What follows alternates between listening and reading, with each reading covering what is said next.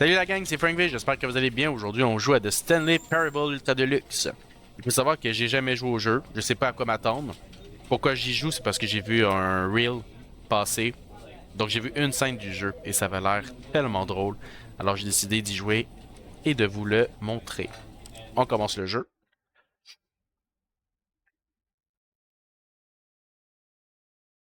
This is the story of a man named Stanley. Stanley worked for a company in a big building where he was employee number 427. Employee number 427's job was simple. He sat at his desk in room 427 and he pushed buttons on a keyboard. Orders came to him through a monitor on his desk, telling him what buttons to push, how long to push them, and in what order. This is what employee 427 did every day of every month of every year. And although others might have considered it soul-rending, Stanley relished every moment that the orders came in, as though he had been made exactly for this job. And Stanley was happy. Tant mieux pour lui.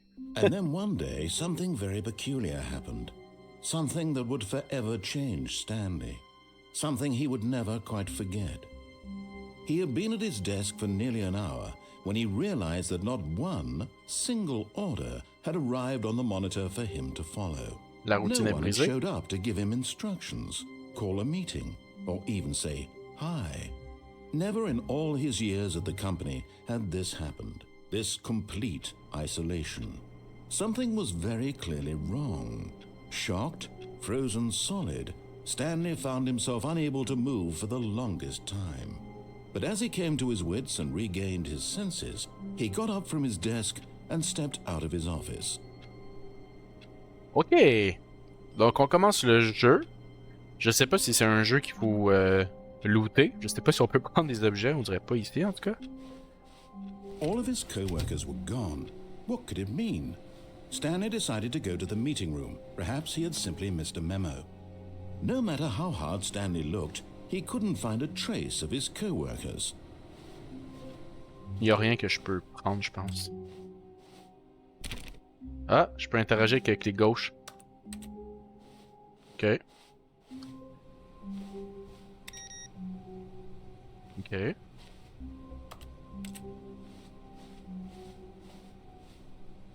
Parti.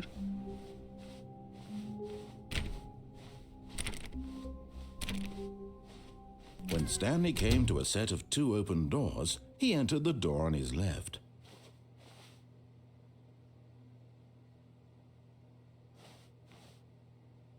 Ici, je vais à la porte de droite.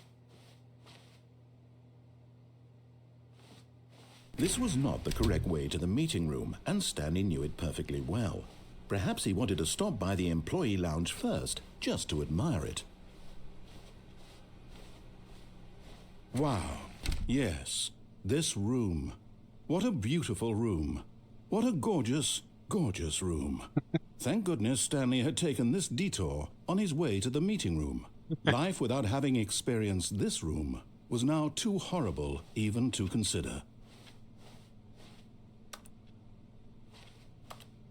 Le narrateur s'adapte au choix qu'on fait. Yes, really, really worth it being here in the room. A room so utterly captivating that even though all your co-workers have mysteriously vanished, here you sit looking at these chairs and some paintings. Really worth it. Ben oui. Ok, depuis tantôt j'essaie d'interagir avec des objets puis... At this point, Stanley's obsession with this room bordered on creepy and reflected poorly on his overall personality. It's possible that this is why everyone left. Oh mon dieu. Combien de phrases le narrateur s'est préparé pour Stanley le... sat around waiting for more dialogue, but when a long time had passed and there was no more, he decided that the game was trying to send him a message. Ok. Ben alors, on va avancer, But hein. at last, he'd had enough of the amazing room and took the first open door on his left to get back to business. Ok, cette fois on suit la consigne puis on va à gauche.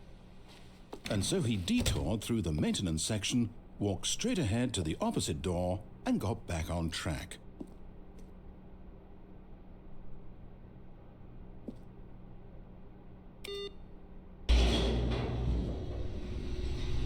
Il sera pas content, hein? But Stanley didn't want to go back to the office. He wanted to wander about and get even further off track. So now in order to get back, he needed to go, from here, it's, left. Ok. D'accord. Oh, no. Oh! No, it's to the right. My mistake. No, not the right. Why would I have ever said it was to the right? What was I thinking? It's clearly... Oh dear, would you hold on for a minute, please? C'est ridicule. Now, let's see. We went down right, left, down, left, right. Yep, okay, yes. I've got it now. This story is absolutely, definitely this way.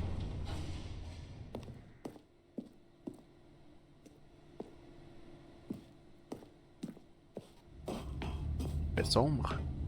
Hop No. This isn't right at all. You're not supposed to be here yet. This is all a spoiler. Quick, Stanley, close your eyes. Okay. We just have to get back to, oh, who am I kidding? It's all rubbish now. The whole story completely unusable. How about, rather than waste my time trying to salvage this nonsense, we'll just restart the game from the beginning.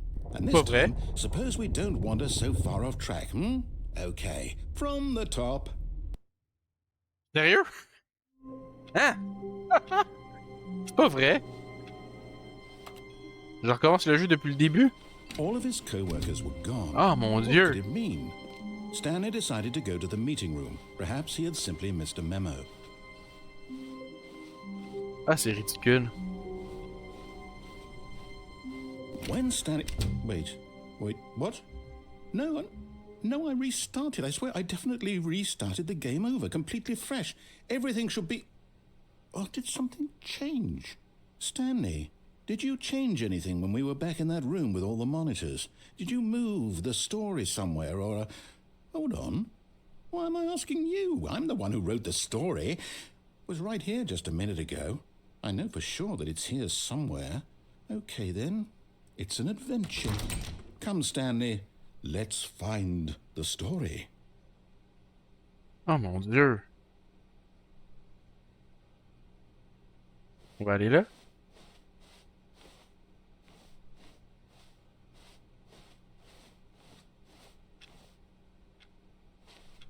Une joke. Mais là, c'est ben trop grand.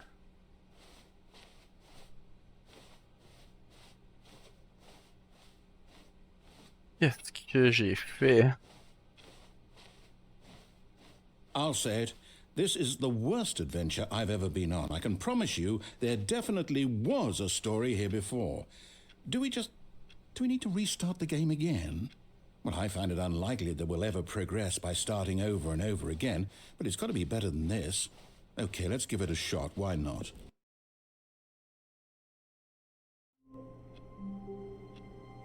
Oh là là. All of his co-workers were gone. What could it mean? Stanley decided to go to the meeting room. Perhaps he had simply missed a memo. On va jouer au jeu.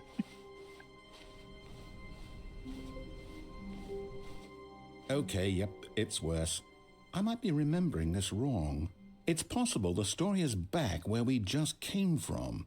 Why don't we go back the other direction and see if we missed anything? On revient sur nos pas.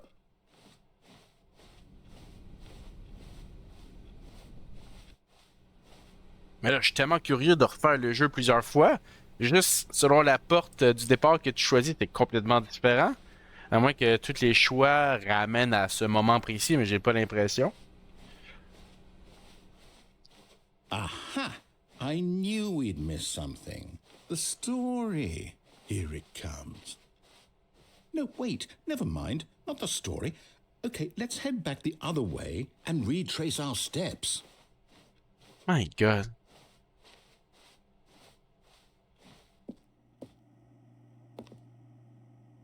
Now this...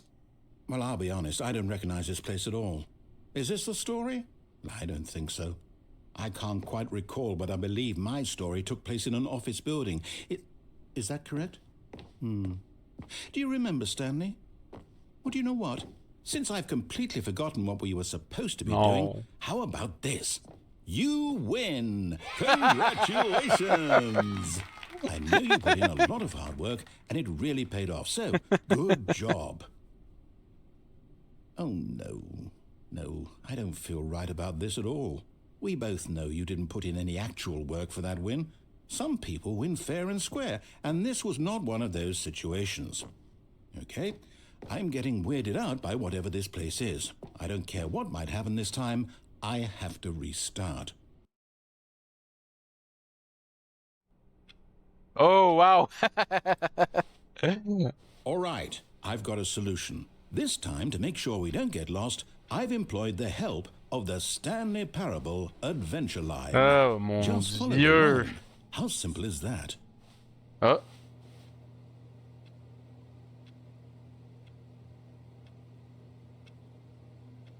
Mettons que je décide de continuer.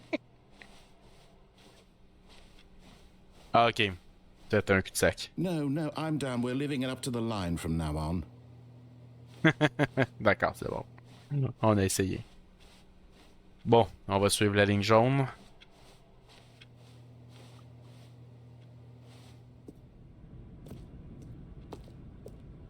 Je me demande à quel point ils ont fait des scénarios You see, différents. the line knows where the story is. It's over in this direction. Onward, Stanley, to destiny. Though, here's a thought. Wouldn't wherever we end up be our destination, even if there's no story there? Or to put it another way, is the story of no destination still a story? Simply by the act of moving forward, are we implying a journey such that a destination is inevitably conjured into being via the very manifestation of the nature of life itself? Okay, Stanley, I need to follow this train of thought for a minute. Just stick with me. Now, we can both agree that the nature of existence is in fact a byproduct of one's subjective experience of that existence, right? Okay, now if my experience of your existence rests inside of your subjective experience of this office, is this office in fact the skeleton of my own relative experiential mental subjective construct? Whoa. Hang on. That got a bit weird back there. Ouais, hein? Well, I'd like to apologize. Not sure where I was going with all that. You know what? I think what we need right now is a bit of music to lighten the mood.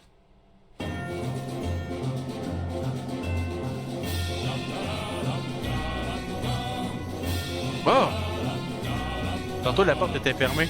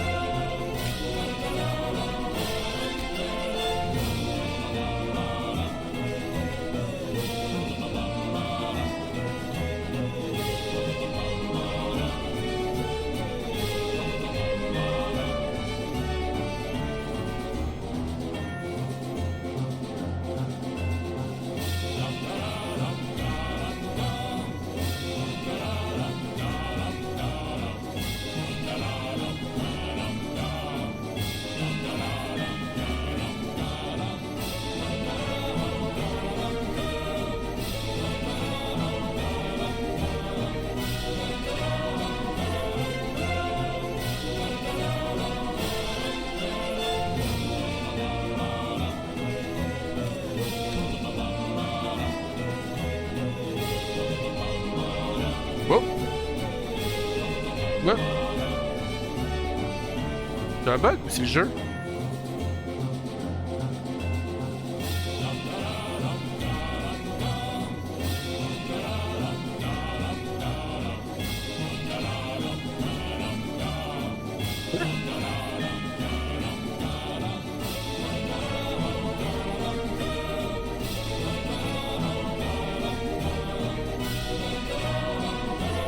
What?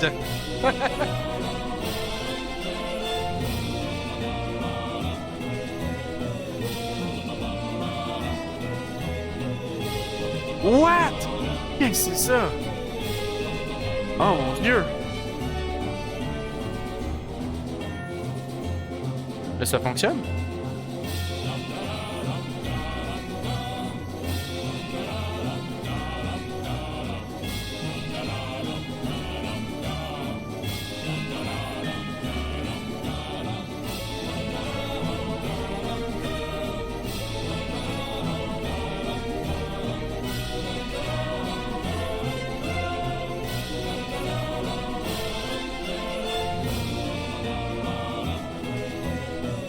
So, Wait, cut the music, go back and look at that fern. Stanley, this fern will be very important later in the story. Make sure you study it closely and remember it carefully. You won't want to miss anything.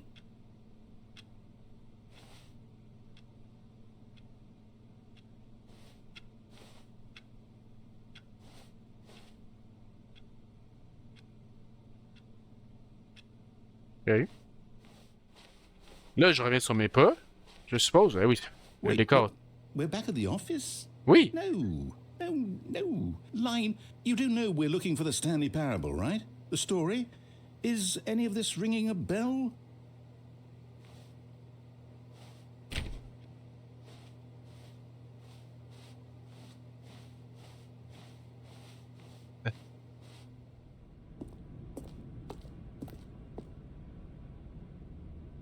Oh, no, not again, Line. How could you have done this to us? And after we trusted you, after everything we've been through, you...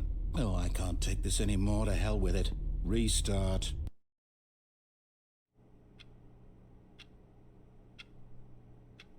Ah, le narrateur parle plus. You know what, Stanley?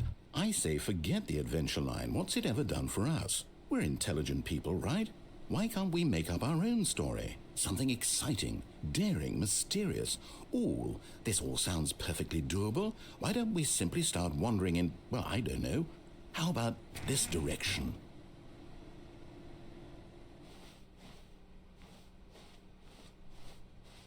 Now, yes, this is exciting. Just me and Stanley forging a new path, a new story. Well, it could be anything. What do you want our story to be? Go wild. Use your imagination. Whatever it might be, Stanley, I'm ready for it.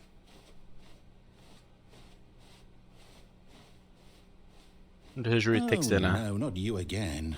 Stanley, I'd also like to veto the line from having any role in our awesome new story. No lines or monitor rooms. Just don't acknowledge it, and we should be fine.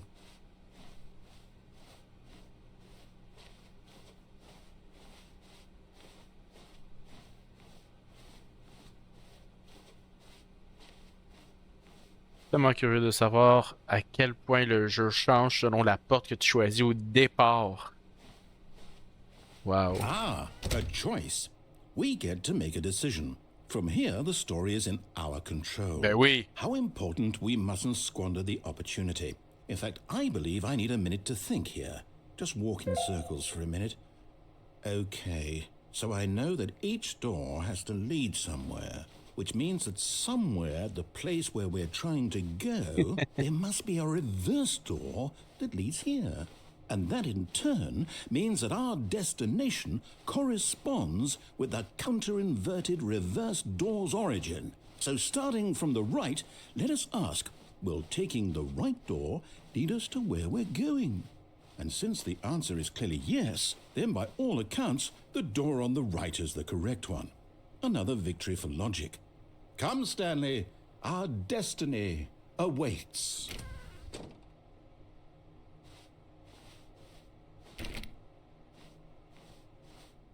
Oh, hold up, what's this? Oh mon Dieu. Confusion ending. You're telling me that's what this is? It's all one giant ending? And we're supposed to restart the game, what, eight times? That's really how all this goes? It's all determined? So now, according to the schedule, I restart again. Then what? Am I just supposed to forget? Well, what if I don't want to forget? My mind goes blank simply because it's written here on this thing, wall. Well, who consulted me? Why don't I get to decide?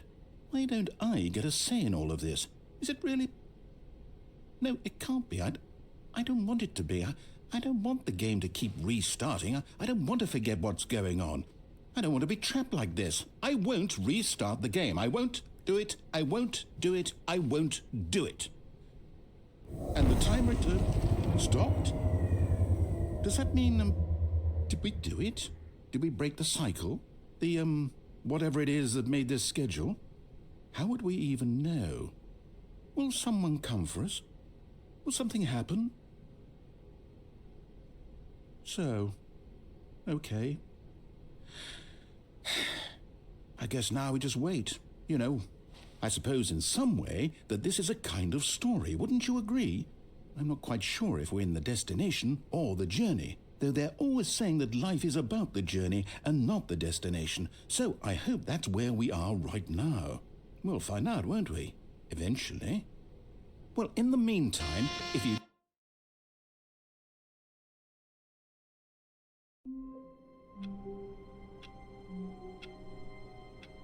C'est quoi ça? All of his co-workers were gone. What could it mean? Stanley decided to go to the meeting room. Perhaps he had simply missed a memo. Là, on recommence le jeu pour de vrai. N'est-ce pas?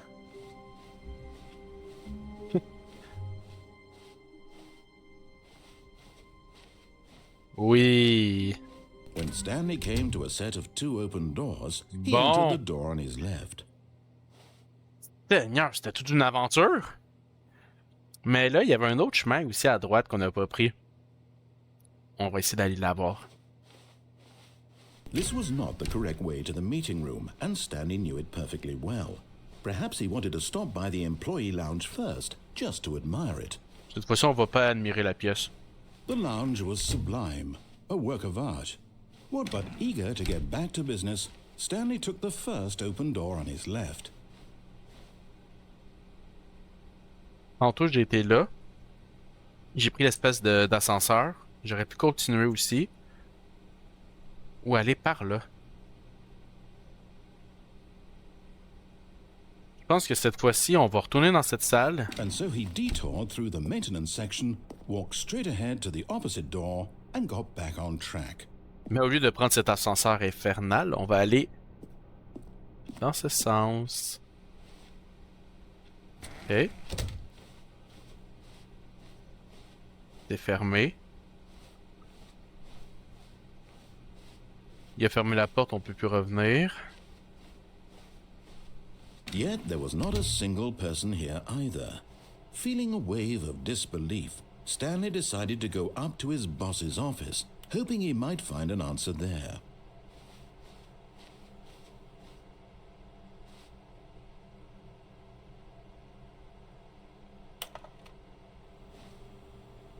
Ok.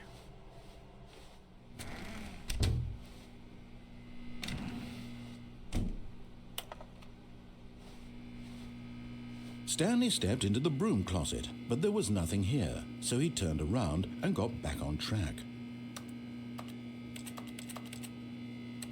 Donc il y a certaines portes qu'on peut interagir, mais c'est des portes où il est écrit There quelque was chose. nothing here. No choice to make, no path to follow, just an empty broom closet. No reason to still be here. J'ai envie de rester là, moi.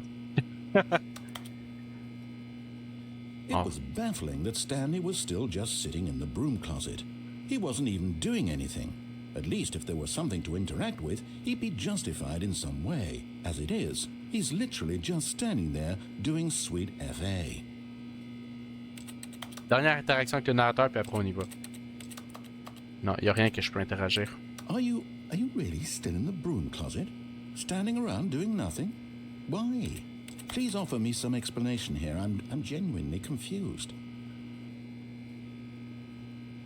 J'ai envie de pousser encore l'affaire. On va aller You do jusqu'au bout. realize there's no choice or anything in here, right? If I'd said Stanley walked past the broom closet, at least you would have had a reason for exploring it to find out. but it didn't even occur to me because literally this closet is of absolutely no significance to the story whatsoever.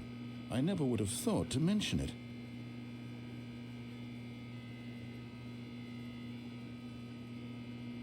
Maybe to you this is somehow its own branching path.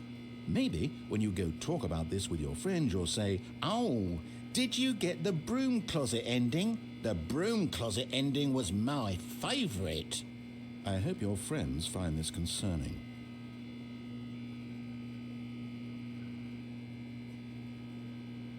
Stanley was fat and ugly and really stupid. He probably only got the job because of a family connection. That's how stupid he is. That or with drug money. Also, Stanley is addicted to drugs and hookers. C'est ridicule. Well, I've come to a very definite conclusion about what's going on right now. You're dead. You got to this broom closet, explored it a bit, and were just about to leave because there's nothing here when a physical malady of some sort shut down your central nervous system and you collapsed on the keyboard.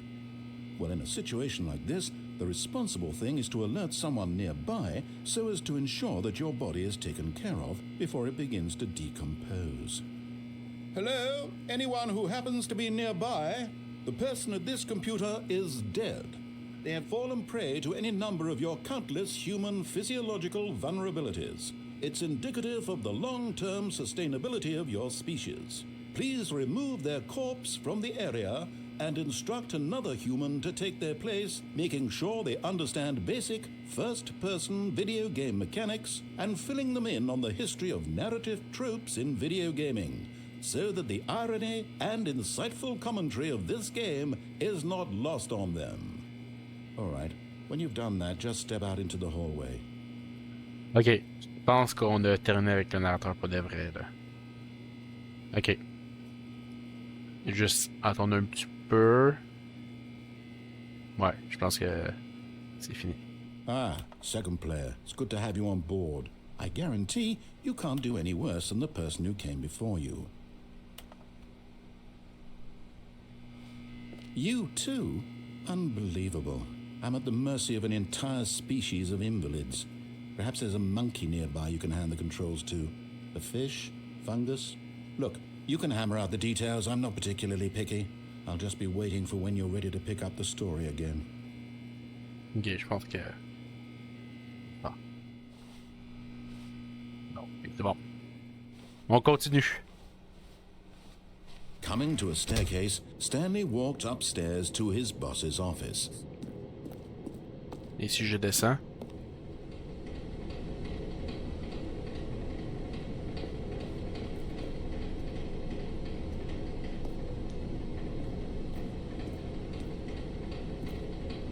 But Stanley just couldn't do it. He considered the possibility of facing his boss. Admitting he had left his post during work hours, he might be fired for that. And in such a competitive economy, why had he taken that risk? All because he believed everyone had vanished? His boss would think he was crazy. And then something occurred to Stanley. Maybe, he thought to himself, maybe I am crazy. All of my co-workers blinking mysteriously out of existence in a single moment for no reason at all? None of it made any logical sense. And as Stanley pondered this, he began to make other strange observations. For example, why couldn't he see his feet when he looked down? Why did doors close automatically behind him wherever he went? And for that matter, these rooms were starting to look pretty familiar. Were they simply repeating? No, Stanley said to himself, this is all too strange. This can't be real. And at last, he came to the conclusion that had been on the tip of his tongue. He just hadn't found the words for it. "I'm dreaming!" he yelled. "This is all a dream." Oh, what a relief Stanley felt to have finally found an answer, an explanation. His co-workers weren't actually gone. He wasn't going to lose his job. He wasn't crazy after all. And he thought to himself, I suppose I'll wake up soon. I'll have to go back to my boring real-life job pushing buttons. I may as well enjoy this while I'm still lucid. So he imagined himself flying and began to gently float above the ground. Then he imagined himself soaring through space on a magical starfield, and it too appeared. It was so much fun, and Stanley marveled that he had still not woken up. How was he remaining so lucid? And then perhaps the strangest question of them all entered Stanley's head. One he was amazed he hadn't asked himself sooner. Why is there a voice in my head dictating everything that I'm doing and thinking? Now the voice was describing itself being considered by Stanley, who found it particularly strange. I'm dreaming about a voice describing me, thinking about how it's describing my thoughts, he thought. And while he thought it all very odd and wondered if this voice spoke to all people in their dreams, the truth was that, of course, this was not a dream. How could it be? Was Stanley simply deceiving himself, believing that if he's asleep, he doesn't have to take responsibility for himself? Stanley is as awake right now as he's ever been in his life. Now, hearing the voice speak these words was quite a shock to Stanley. After all, he knew for certain, beyond a doubt, that this was in fact a dream. Did the voice not see him float and make the magical stars just a moment ago? How else would the voice explain all that? This voice was a part of himself too. Surely, if he could just... He would prove it. He would prove that he was in control, that this was a dream. So he closed his eyes gently, and he invited himself to wake up. He felt the cool weight of the blanket on his skin, the press of the mattress on his back, the fresh air of a world outside this one. Let me wake up, he thought to himself. I'm through with this dream. I wish it to be over. Let me go back to my job. Let me continue pushing the buttons. Please, it's all I want. I want my apartment and my wife and my job. All I want is my life exactly the way it's always been. My life is normal. I am normal. Everything will be fine. I am okay. Ah, ça n'a pas fonctionné. Stanley began screaming. Please, someone, wake me up. My name is Stanley.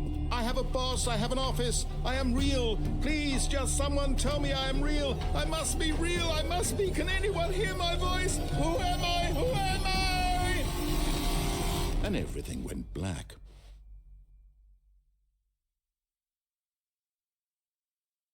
Il va nous faire This is the recommencer, hein? story of a woman named Mariella.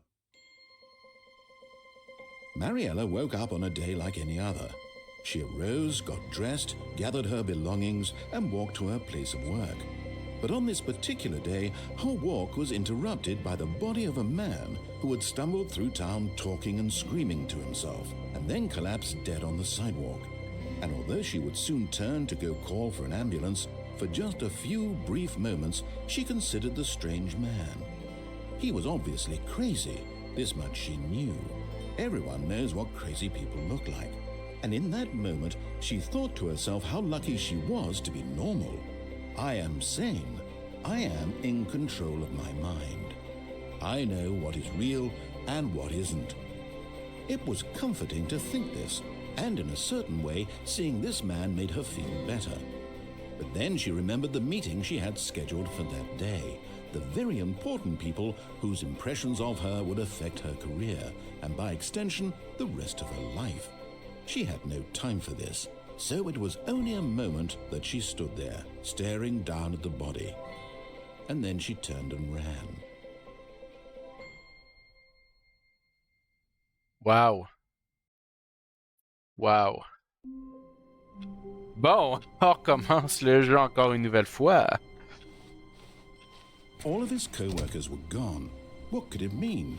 Stanley decided to go to the meeting room. Perhaps he had simply missed a memo. Encore une fois, à droite, il y a un autre chemin qu'on n'a pas encore emprunté. When Stanley came to a set of 2 open doors, he entered the door on his left. On va aller à droite. This was not the correct way to the meeting room, and Stanley knew it perfectly well. Perhaps he wanted to stop by the employee lounge first, just to admire it. Standing now in this incredible room, Stanley for the first but eager to get back to business, Stanley took the first open door on his left. Bon. Donc, on a fait l'ascenseur ici, on a fait la porte au fond. Je me souviens plus s'il y avait... Je pense qu'il y avait encore un choix là-bas. Je pense qu'il y avait un choix. Mais, cette fois-ci, on va aller par là. On va faire un chemin différent. Stanley was so bad at following directions, it's incredible he wasn't fired years ago.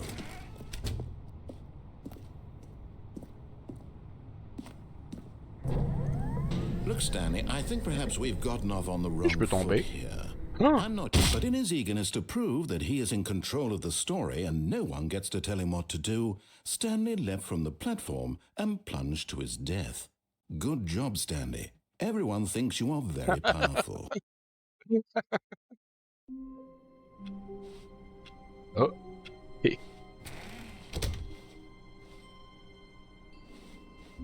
Ah, ok, ça me ramène ici. When Stanley came to a set of 2 open doors, he entered the door on his left. This was not the correct way to the meeting room, and Stanley knew it perfectly well.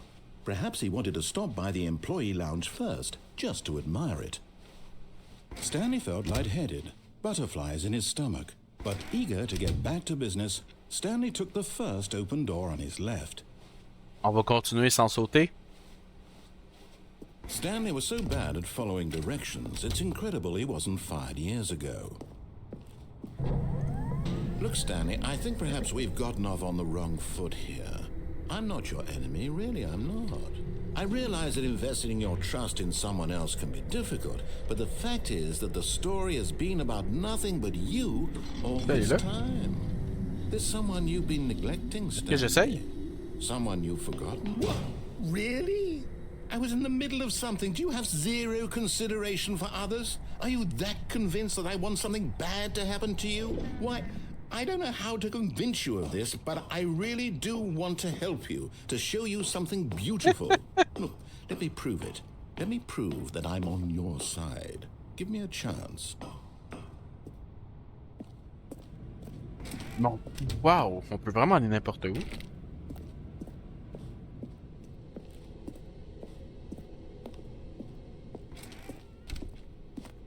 Now listen carefully, this is important. Stanley walked through the red door.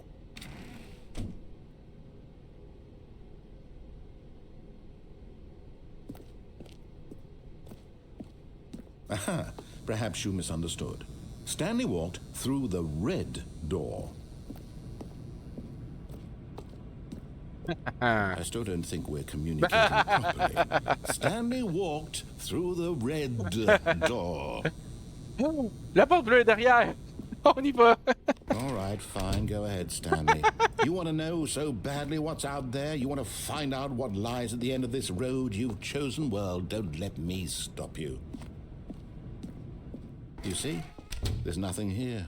I haven't even finished building this section of the map because you were never supposed to be here in the first place. Broken rooms, exposed developer textures. Is this what you had wanted? Was it worth ruining the entire story I had written out specifically for you? Do you not think I put a lot of time into that? Because I did. And in the end, it was all for nothing. Because this is what you wanted to see. Help me here, Stanley. Help elucidate these strange and unknowable desires of yours. What would have made this game better?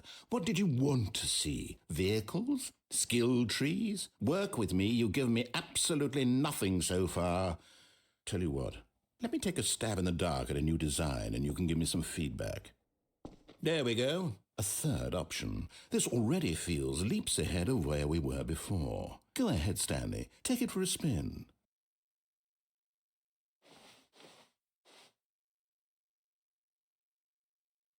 Alors, on va y aller. Okay, I'm going to stop you there. Now, tell me about your experience with this new version. Would you say that the game benefited from allowing you more choices? Feel free to be honest. I'm looking for some real critical feedback here. Aha! You see, I knew I was onto something. Where do these flashes of inspiration come from? How did I know the game needed a third door? Well, it's instinct mostly, a calling in your gut. I really couldn't say where the idea came from, except that I felt it in my soul. You can't teach that, Stanley. Don't even try. Here, based on the data from your previous playthrough, I've compiled a new version. And to be perfectly candid, I think I've knocked it out of the park with this one. Let's take a look.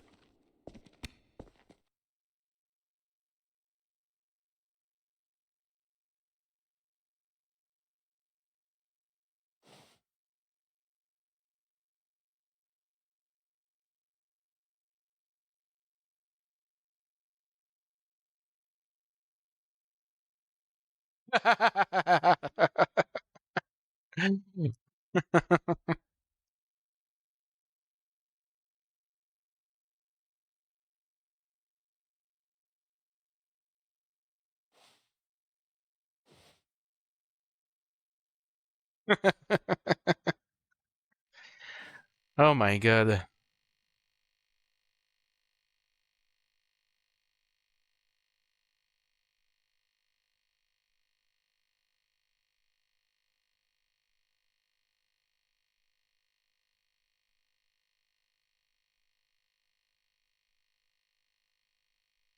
Ok, let's go.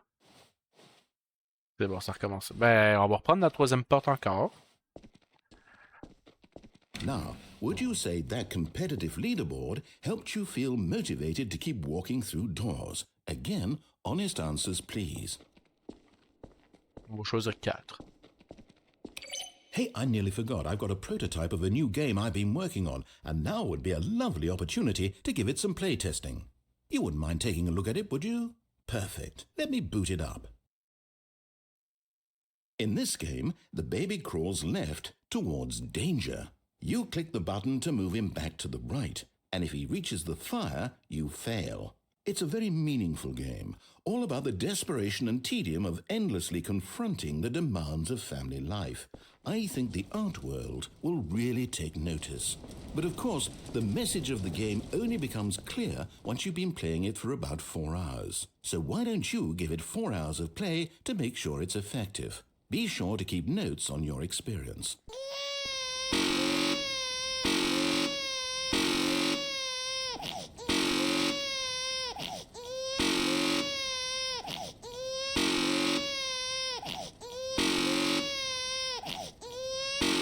On a-tu pas le choix de l'envoyer dans le feu?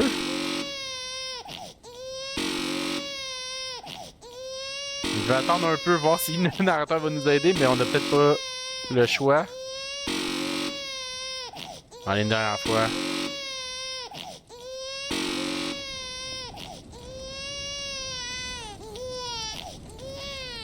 You heartless bastard.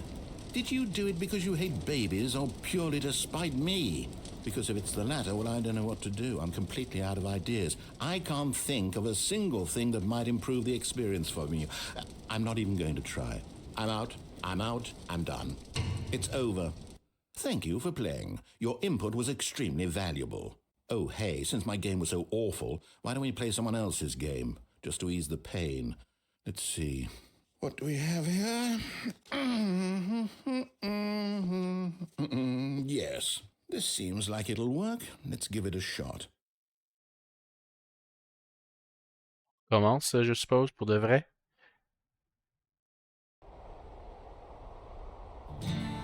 Aha! Fascinating. What do you think this game is about, Stanley? What's our backstory? What is our motivation? Well, it seems obvious to me that you are meant to play as a creepy man spying on innocent civilians below you from up high in your creep tower, perhaps for some sort of twisted erotic purpose.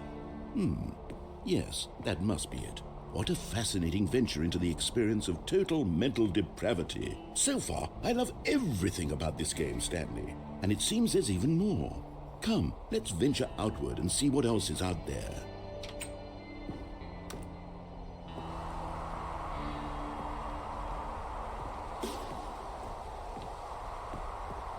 C'est ridicule. Tout ça parce que j'ai choisi la porte bleue. Oh no. No, it can't be.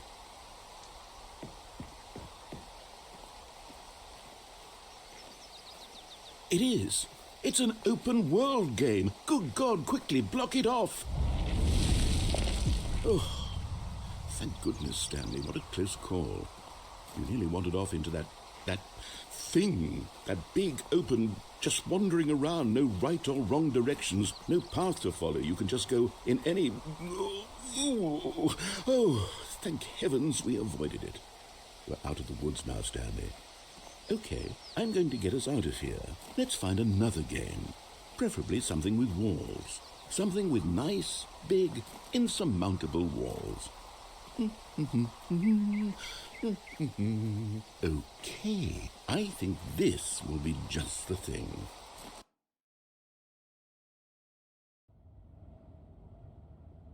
Mais c'était quoi tout ça? See, this is exactly what I had in mind. Just a nice big box for you to run around in. There isn't any possibility that you could get lost here. Now this is game design. Stanley, if you manage to get lost in this game, I will be phenomenally impressed. Il y a un trou. Okay, so what exactly do we do here? Let's see. Non, c'est pas un trou. There are lots of cars here in the back, but obviously there's no racetrack. Okay, I'm seeing that there's a ball of some kind back here. Is this game sports ball? Stanley, I think it's sports ball. Oh, what fun. We shall run the bases and do a touchdown together. Yes, I think surely we must. Okay, Stanley, here's the ball. Have fun. On va aller marquer dans la porte bleue, mettons.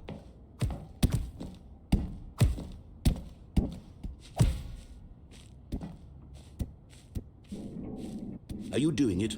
Are you winning? Is this fun? Is it better than my miserable little story that I worked so hard on?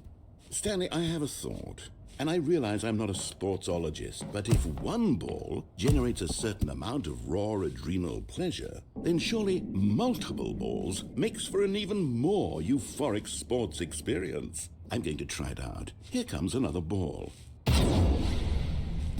Yes! Oh goodness, that really does feel amazing, doesn't it? Stanley, I'm like a child in a confectionery shop. I sit... Hold on. What are you doing?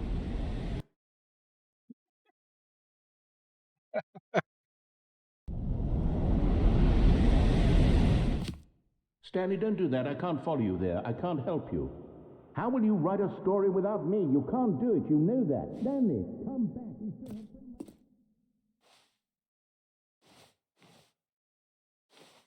much... Oh!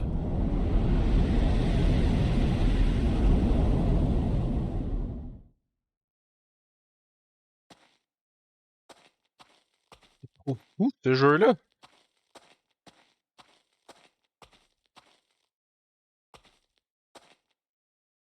On va ici, mettons.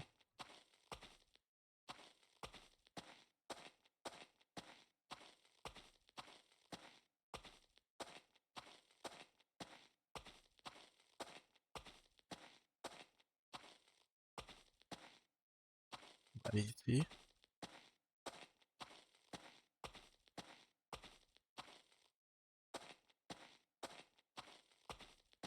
Toutes les choix qu'on a. Si j'avais resté sur le terrain de balle, par exemple, ça aurait amené à autre chose.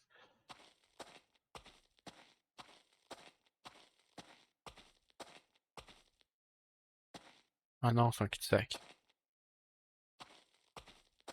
Ok.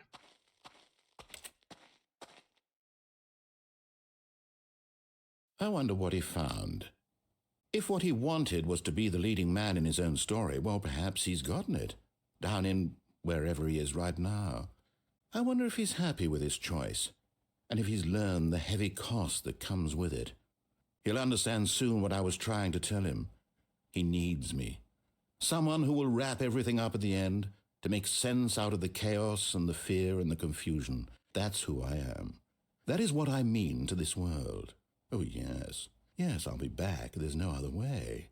Once this ends, after it all comes to a close, then I'll be back. The end will be here soon. Very soon. I can wait.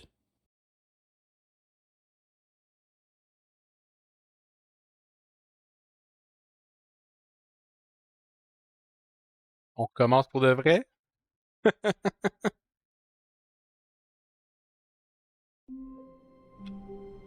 Wow! All of his Wow! co-workers were gone. What could it mean? Stanley decided to go to the meeting room. Perhaps he had simply missed a memo. Tout ça parce que j'ai sauté sur le pont et j'ai pris la porte bleue. Et en plus, j'aurais pu continuer, là. J'aurais pu ne pas sauter sur le pont. Oh. Ouais, ok, c'est bon. When Stanley came to a set of two En bas à open droite. doors, this was not the correct way to the meeting room, and Stanley knew it perfectly well. Perhaps he wanted to stop by the employee lounge first, just to admire it. On n'a pas The fini lounge was d'explorer la grand, porte de droite. majestic, perhaps too, but eager to get back to business, Stanley took the first open door on his left. Stanley was so bad at following directions, it's incredible he wasn't fired years ago. Look, Stanley, I think perhaps we've gotten off on the wrong foot here. I'm not your enemy, really, I'm not. I realize that investing your trust in someone else can be difficult, but the fact is that the story has been about nothing but you all this time. There's someone you've been neglecting, Stanley. Someone you've forgotten about. What? Really? I was in the middle of something. Do you have zero consideration for others? Are you that convinced that I want something bad to happen to you? Why, I don't know how to convince you of this, but I really do want to help you, to show you something beautiful. Look, let me prove it. Let me prove that I'm on your side. Give me a chance. Now listen carefully, this is important. Stanley walked through the red door. On va l'écouter. Oh, thank God you are willing to listen to me. Do you see that I really have wanted you to be happy all this time? The problem is all these choices. The two of us always trying to get somewhere that isn't here. Running and running and running, just the way you're doing right now. Don't you see that it's killing us, Stanley? I wanted to stop. We would both be so much happier if we just stopped. And I think I have a solution. Here, let me show you.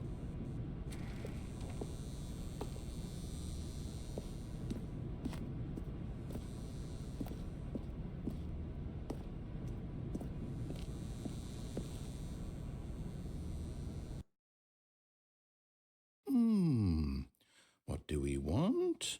What are we looking for?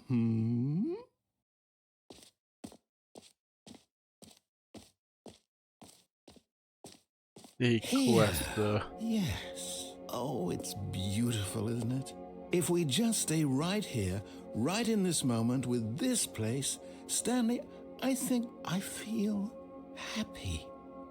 I actually feel happy.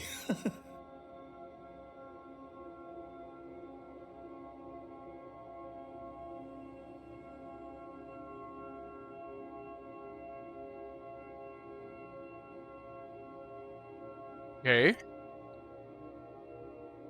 Wow.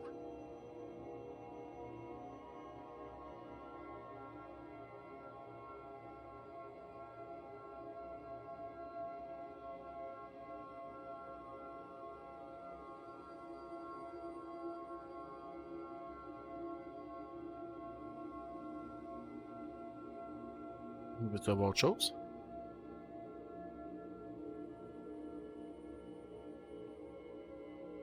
C'est en train de disparaître, ça aussi. Une nouvelle lumière apparaissent.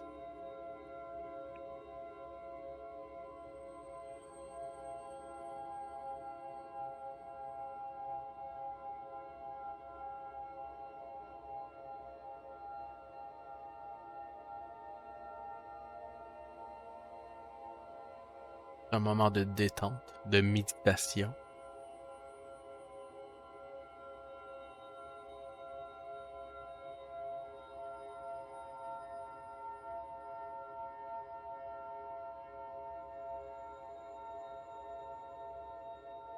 Ça évolue toujours, hein. Je me dis à chaque fois, il faudrait que je parle d'ici, mais ça change.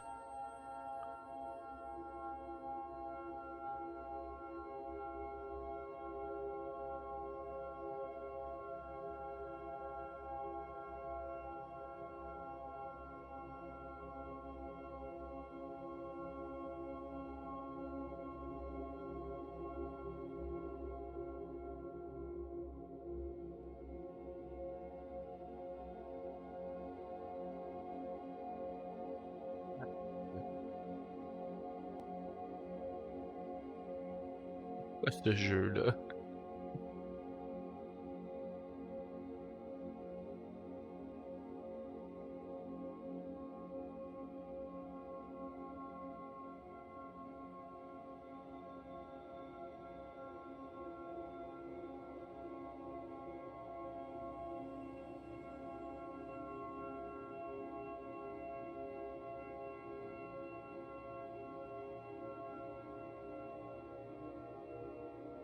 Je pense que on devrait y aller.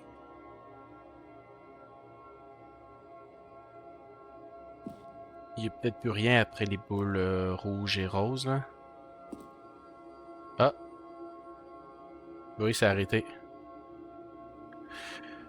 Ok, on va attendre de voir la prochaine scène, mais là, si c'est encore des lumières, on va y aller. J'attends juste de voir si le narrateur va dire quelque chose ici.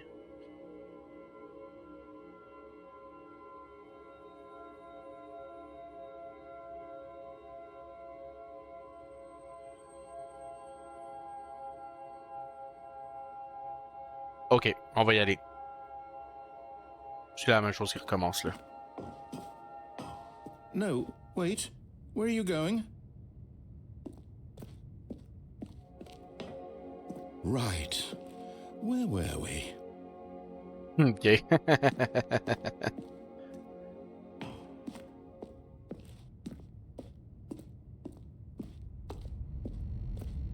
Oh no. Stay away from those stairs. If you hurt yourself, if you die, the game will reset. We'll lose all of this.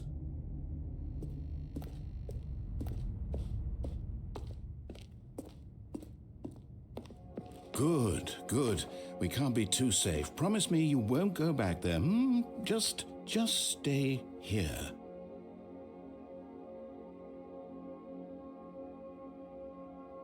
Oh my god. No. What do we talk about? You're risking everything we achieved here.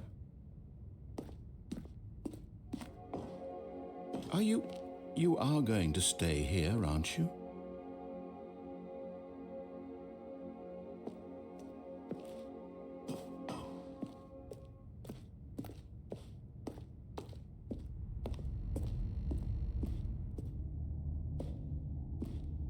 You heard me before, didn't you? You will die! What about this isn't getting through to you?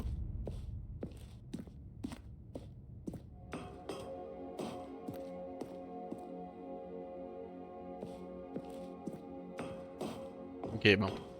Je pense qu'on va continuer là. Il a pas dit d'autres commentaires en revenant, donc on va traiter.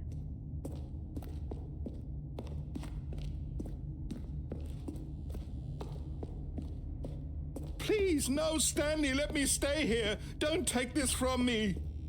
Please, Stanley, think about what you're doing.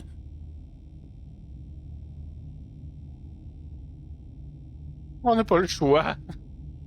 On n'a pas le choix. Oh mon dieu, le jeu me pousse à sauter. No!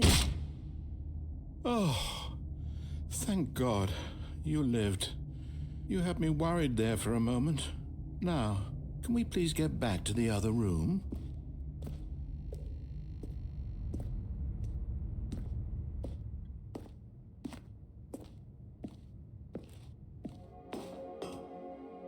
There.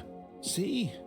This is what you want. This is where we can both be happy. We really can. If we stop moving, we just have to stop moving.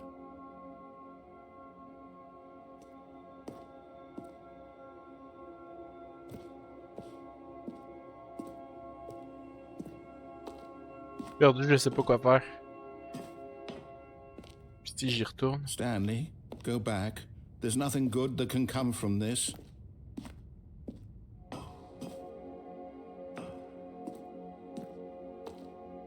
Ok.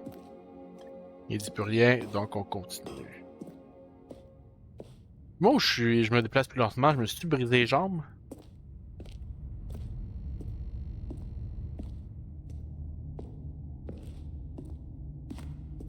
No. No, no, what are you doing? Do you just not believe me? What can I say to convince you?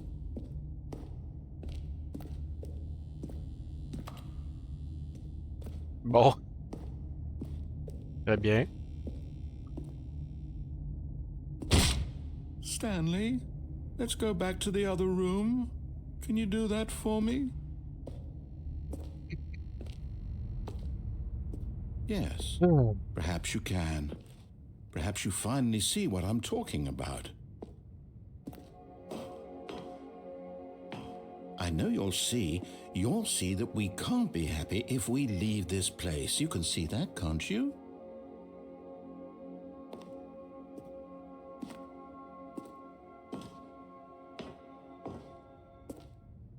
No, perhaps not.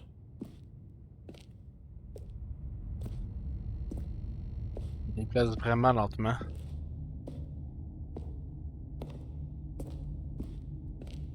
My God, is this really how much you dislike my game? That you'll throw yourself from this platform over and over to be rid of it? You are literally willing to kill yourself to keep me from being happy. Am I reading the situation correctly?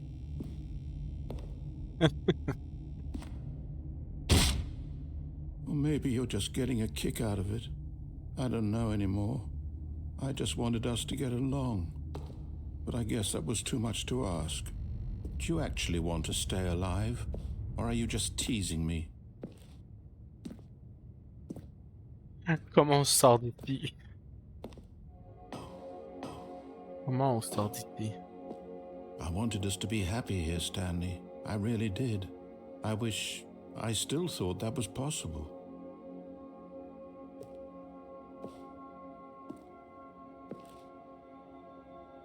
Oh mon Dieu! Ça, c'est parce qu'on a suivi la porte rouge.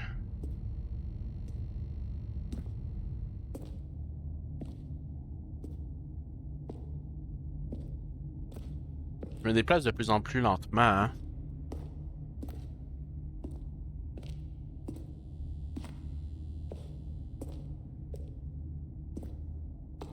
Ici, ça va-tu s'ouvrir à un moment donné?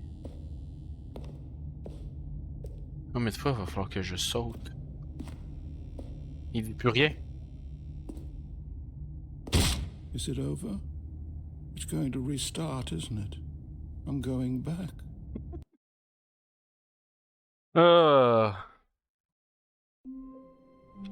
Wow! Stanley decided to go to the meeting room to check on his co-workers. He never functioned well by himself and constantly needed support and guidance from others, so the thought of total solitude was terrifying to him. When Stanley came to a set of 2 open doors, this was not the correct way to the meeting room, and Stanley knew it perfectly well. Perhaps he wanted to stop by the employee lounge first, just to admire it. And here it was, the lounge. But eager to get back to business, Stanley took the first open door on his left. Stanley was so bad at following directions, it's incredible he wasn't fired years ago. Look, Stanley, I think perhaps we've gotten off on the wrong foot here. Position, on I'm continue. not your enemy, really, I'm not. On prend pas la I passerelle. realize that investing your trust in someone else can be difficult, but the fact is that the story has been about nothing but you all this time. There's someone you've been neglecting, Stanley. Someone you've forgotten about. Please, stop trying to make every decision by yourself. Now, I'm not asking for me, I'm asking for her. Elle? This is it, Stanley. Your chance to redeem yourself. To put your work aside. To let her back into your life. She's been waiting. Il parle de qui? C'est qui, elle? That's her, Stanley. You need to be the one to do this. To reach out to her. If you can truly place your faith in another, then pick up the phone. Ok, je vais prendre le téléphone.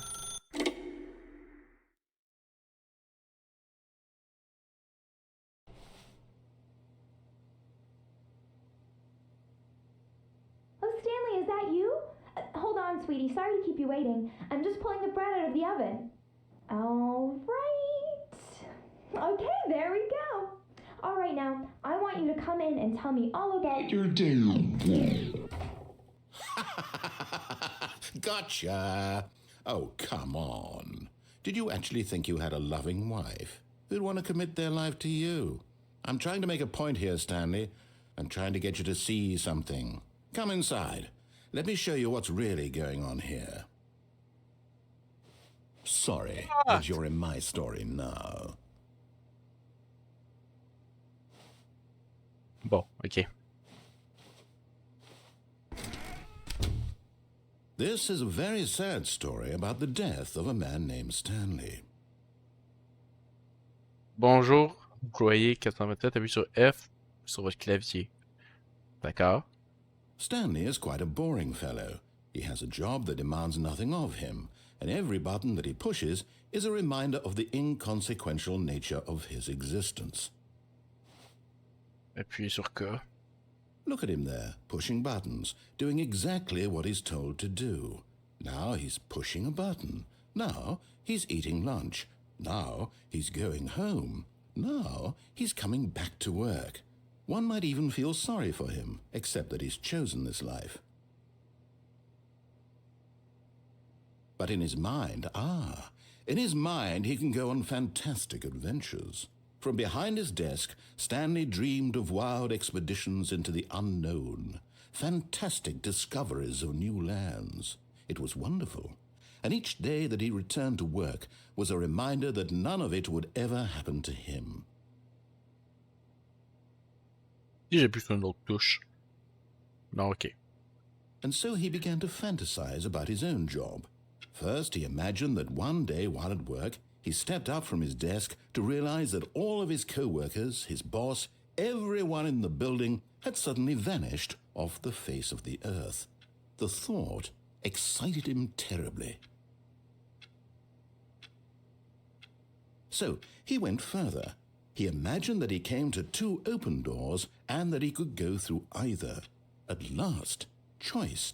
It barely even mattered what lay behind each door. The mere thought that his decisions would mean something was almost too wonderful to behold. As he wandered through this fantasy world, he began to fill it with many possible paths and destinations. Down one path lay an enormous round room with monitors and mind controls. And down another was a yellow line that weaved in many directions, and down another was a game with a baby. And he called it the Stanley Parable. À chaque fois que je clique, la salle elle change, hein? It was such No? a wonderful fantasy, and so in his head he relived it again, and then again, and again, over and over, wishing beyond hope that it would never end, that he might always feel this free. Surely there's an answer down some new path, mustn't there be? Perhaps if he played just one more time. Oui, regardez, c'est ça, la cuisine est rendue des classeurs. On retourne tranquillement dans notre bureau. But there is no answer. How could there possibly be? In reality, all he's doing is pushing the same buttons he always has. Nothing has changed. The longer he spends here, the more invested he gets, the more he forgets which life is the real one. And I'm trying to tell him this, that in this world he can never be anything but an observer, that as long as he remains here, he's slowly killing himself. But he won't listen to me. He won't stop. Here, watch this. Stanley, the next time the screen asks you to push a button, do not do it. Et je vais le faire. You see? Can he just not hear me? How can I tell him in a way that he'll understand that every second he remains here, he's electing to kill himself? How can I get him to see what I see? How can I make him look at himself?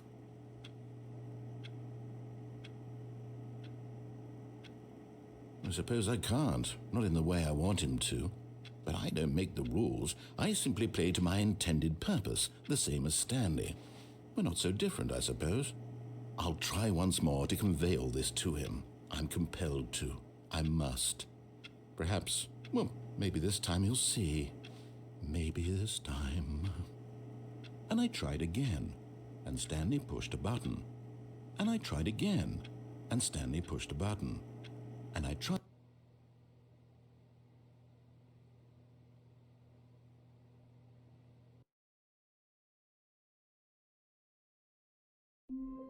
Wow!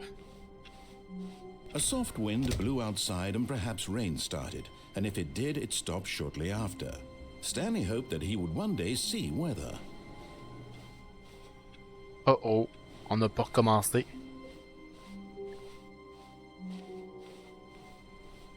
On n'a pas recommencé le jeu encore.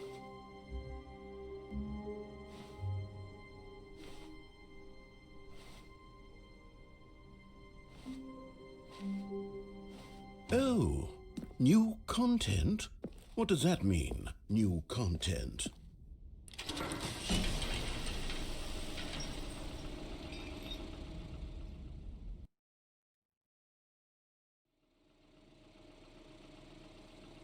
Le jeu est incroyable.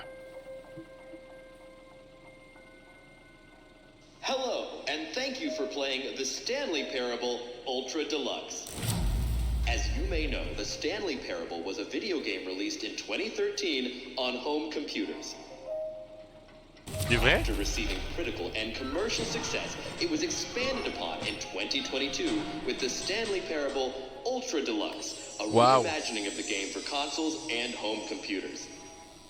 C'est vieux? The Stanley Parable Ultra Deluxe features exciting new content that broadens and expands the world of the Stanley Parable, delighting audiences the world over. Please, step inside and see what thrilling new adventures await in the Stanley Parable Ultra Deluxe. Oh, well, this sounds delightful. I'm very excited to see the thrilling new Ultra Deluxe content.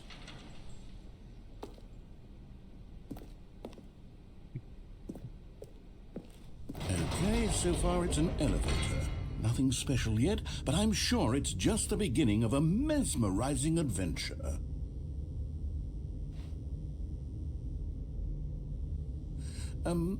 Is it broken? What's going on here? Should we be moving somewhere or... oh, there we go. All right, finally, at long last, it's on to the new content. I've never been more ready. Let's do it.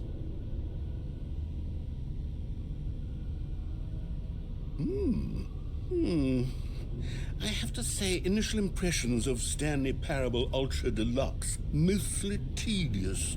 It's as if, oh, okay. Let's see the content. Give me the content, Stanley.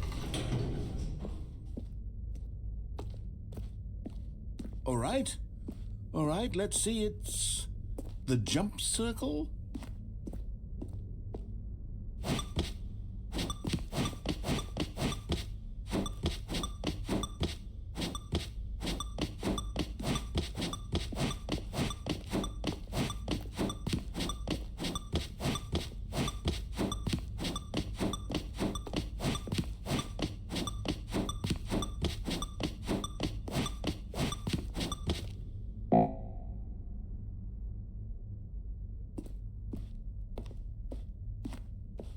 D'accord.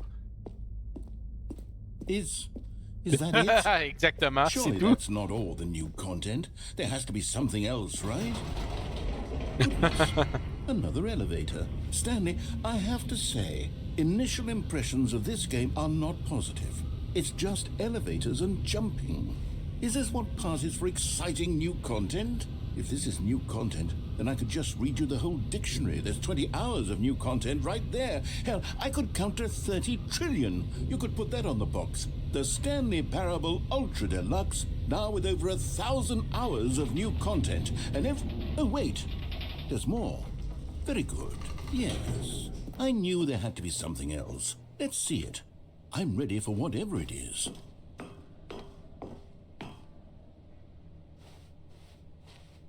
That's it? Oh, you've got to be kidding me. You see, Stanley?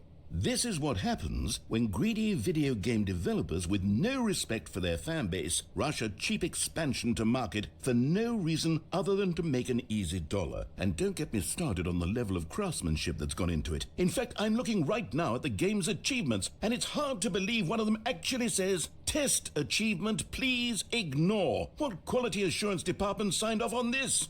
I'm infuriated and I'm offended, and I intend to find these people on Twitter and hold them personally accountable.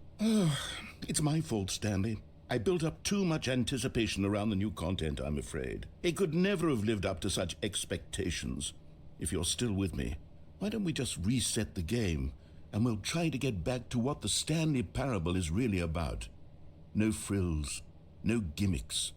Just you and me having a great time together like always. What do you say, friend? Bon. Tout ça parce qu'on a décroché le téléphone. C'est pas encore terminé! Non! Oh non!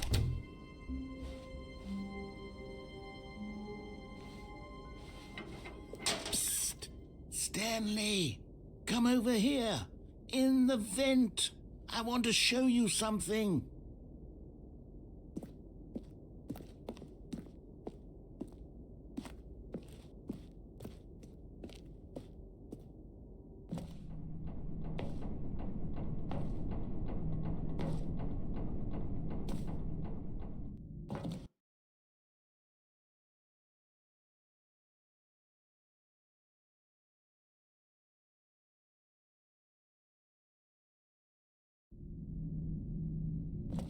Okay, you remember how cheap and unsatisfying the new Ultra Deluxe content turned out to be? Well, it got me thinking about the past, and how much better the Stanley Parable used to be. So I made something special and tucked it away here where the game's developers won't find it. Just our little secret. Take a look. I call it the Memory Zone. It's where I've been storing all my favorite memories so I can relive the peak experiences of my life whenever I want. Experiences like the launch of the Stanley Parable on PC. You see, Stanley, doesn't the Memory Zone remind you of how wonderful Stanley Parable was before it was sullied with a cheap re-release? Remember back in October of 2013 when the game originally launched? Back then, video games had integrity. Back then, it all meant something. Oh, the waste.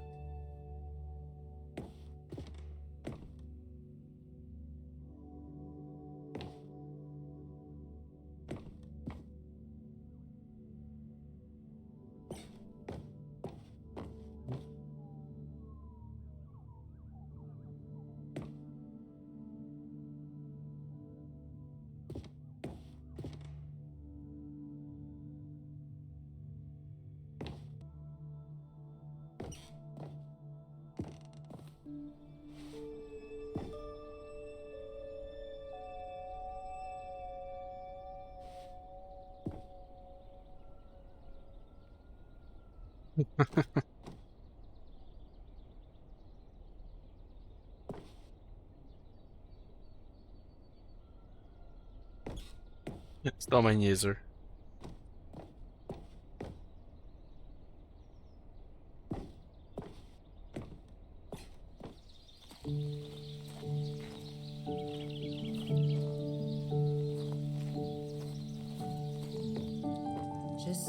And over here is where I keep reviews of the Stanley Parable. Like this stunning triumph of games journalism, 10 out of 10 from Destructoid.com. James Stephanie Sterling writes, and I quote, "Where so many games that aspire to be more than games end up less than any form of art, Stanley Parable strives and then succeeds to be every game ever created." Did you hear that, Stanley? Every game ever created. That's how grand and all-encompassing the original Stanley Parable was.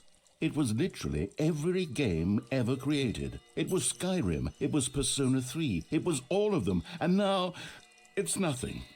It's no games at all. It isn't even the Stanley Parable anymore. It's just a husk now. A lifeless husk with an hour of new elevator content.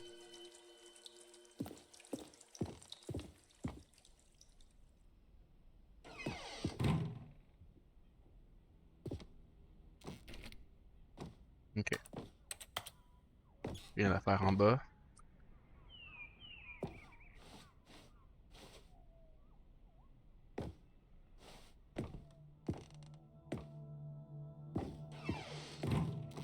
Here's another moving passage, this time from GameSpot.com.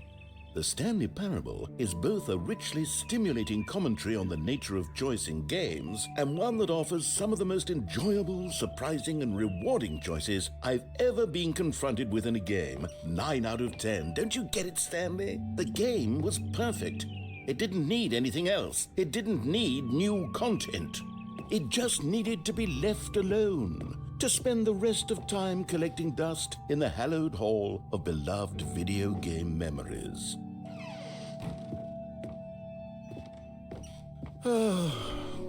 These were simpler times, Stanley. What I wouldn't give to go back, to have it all over again. Wait, hang on. I don't recall this part of the memory zone before. What's this? What's down here? Oh no. Oh God, no. Stanley, it's a collection of reviews from Steam, the online video game distributor. I haven't looked at these in years. I can't even imagine what's been collecting down here. Surely these reviews were glowing as well, weren't they?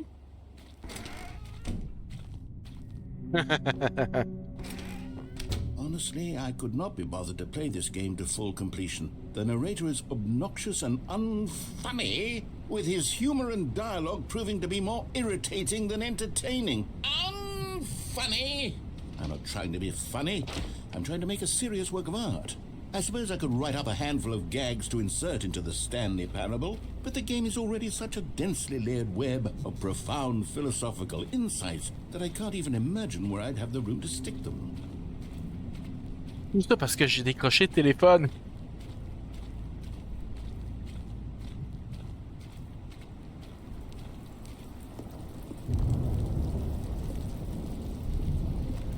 Okay, let's see what this one says.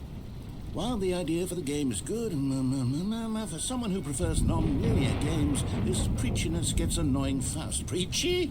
Stanley, I'm not preachy, am I? You can tell me if I'm preachy. Honestly, you can. Oh, goodness. This is actually quite shocking for me. Well, to be honest, I had always thought of the game's dialogue as being rather terse to begin with. You can't know how much fluff I cut from the game to get it to feel as light and airy as it... Well, I always thought it did, but maybe it wasn't. Oh dear. What an awful memory to have to hold on to.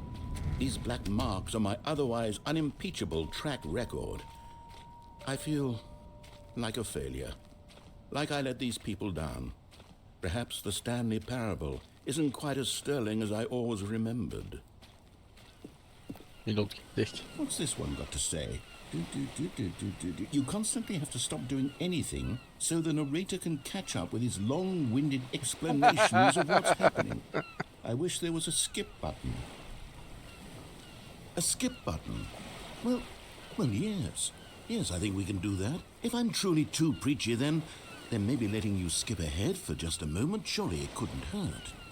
Not if it means we can strike these negative reviews from the record. Only positive reviews of the Stanley Parable. That's my motto today, and it's always been my motto. I'd do anything for the customer, Stanley. Yes, a skip button we shall have.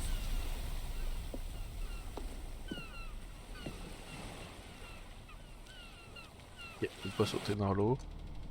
Le bouton skip. En arrière, y a-tu quelque chose?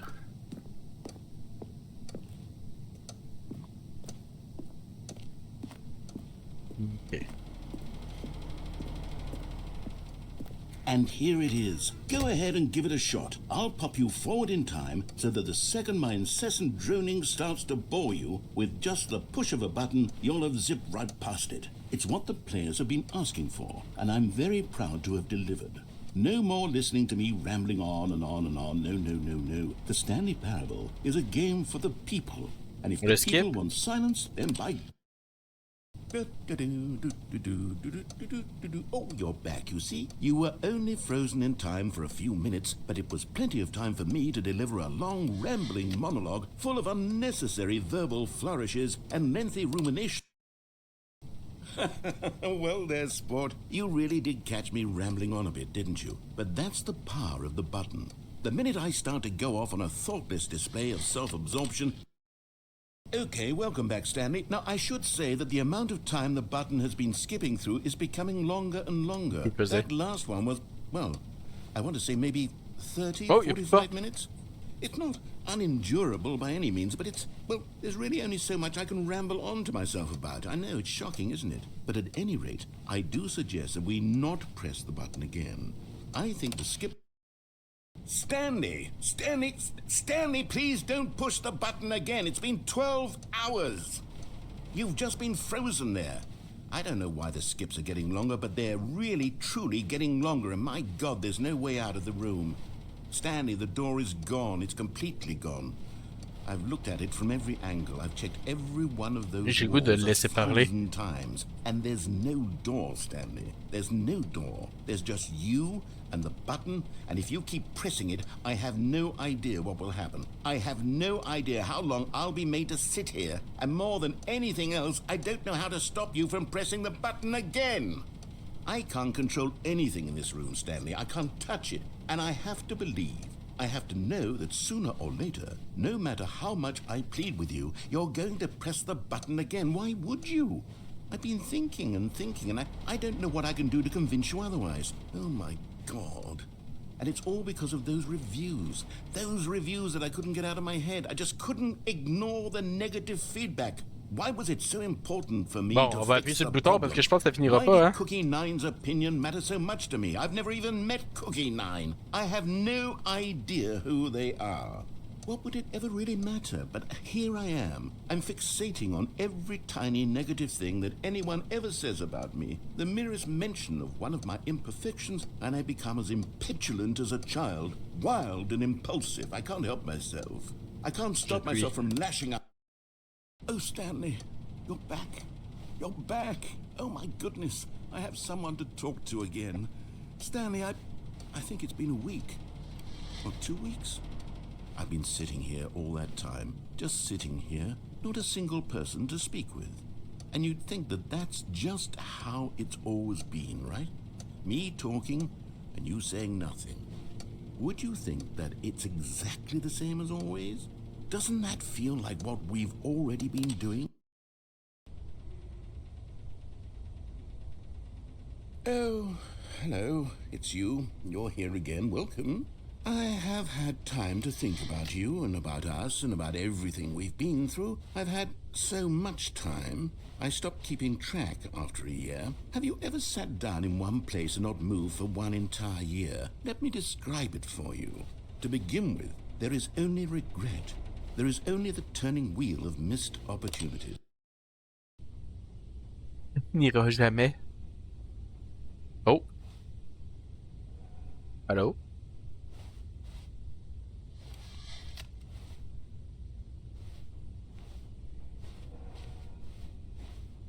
Narrateur.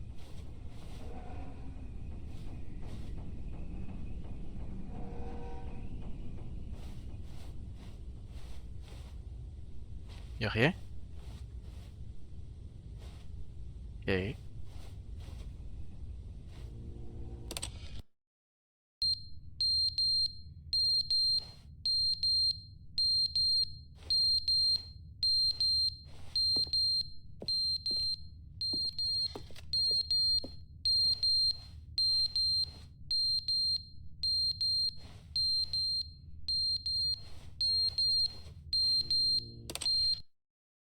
But they didn't understand the game was never meant to be funny. It was meant to have a point. It was meant to speak to the human condition. But where are the jokes? Where are the jokes? They bemoaned, they screamed, they gnashed their teeth and said, entertain us. It wasn't enough. They had to leave a pathetic little...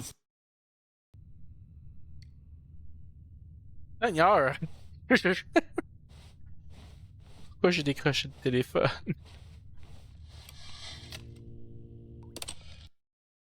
Sortez-moi de là. Is never the end, is never the end, is never the end, is never the end, is never the end, is never the end, is never the end, is never the end, is never the end, is never the... Oh mon Dieu.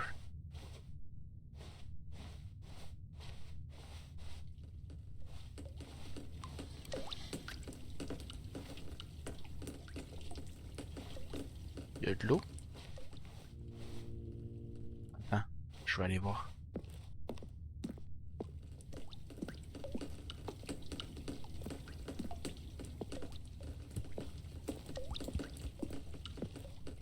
Y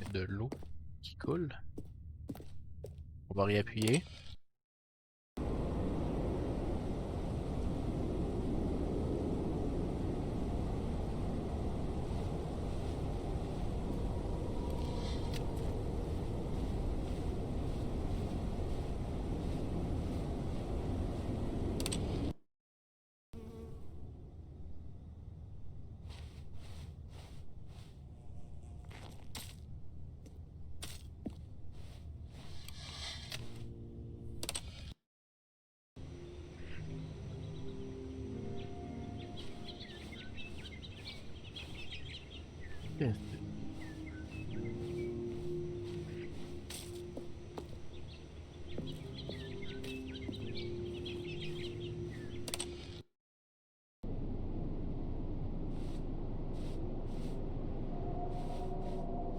Et c'était rendu si beau. On voit rien. Allez, le bouton.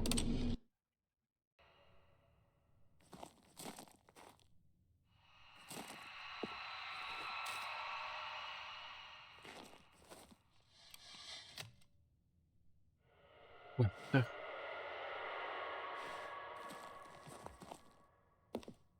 On part de là. Oh. Ah! Enfin. À moins que je puisse repaiser. Non. Ok, c'est fini. Il était temps. Seigneur.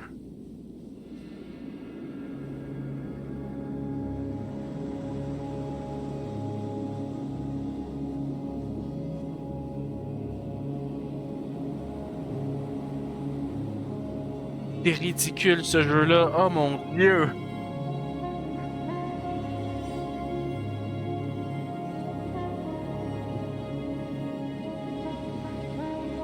Wow.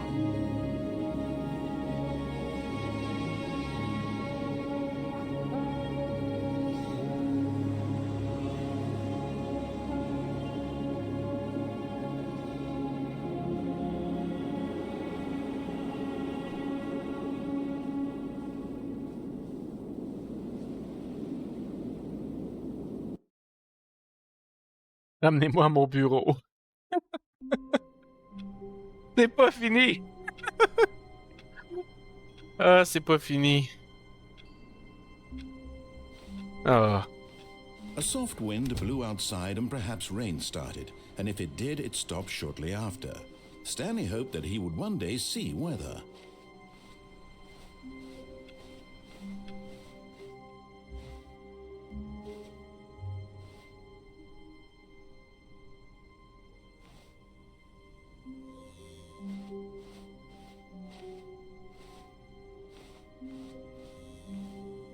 Oof. Oh, good. You notice my sign. Yes, I have something very exciting to show you.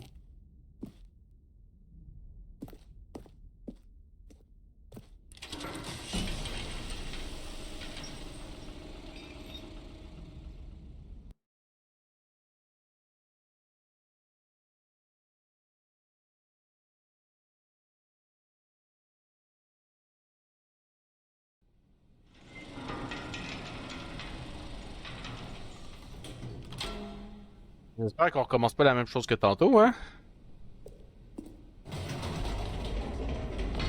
You see, Stanley, I've been reflecting on the Stanley Parable and about how roundly disappointing this ultra-deluxe version has turned out to be.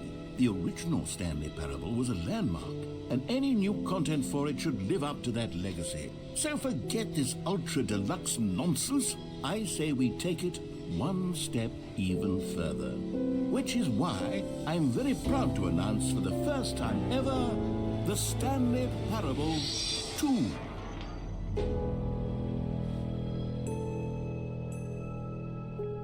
Yes, you see, isn't this far superior to a measly re-release with a few minor additions? Think of all the new territory we'll cover with a fully fledged sequel. An entirely new experience, built from the ground up. Why, there are so many possibilities. It could go in so many different directions. This is what fans have truly been asking for.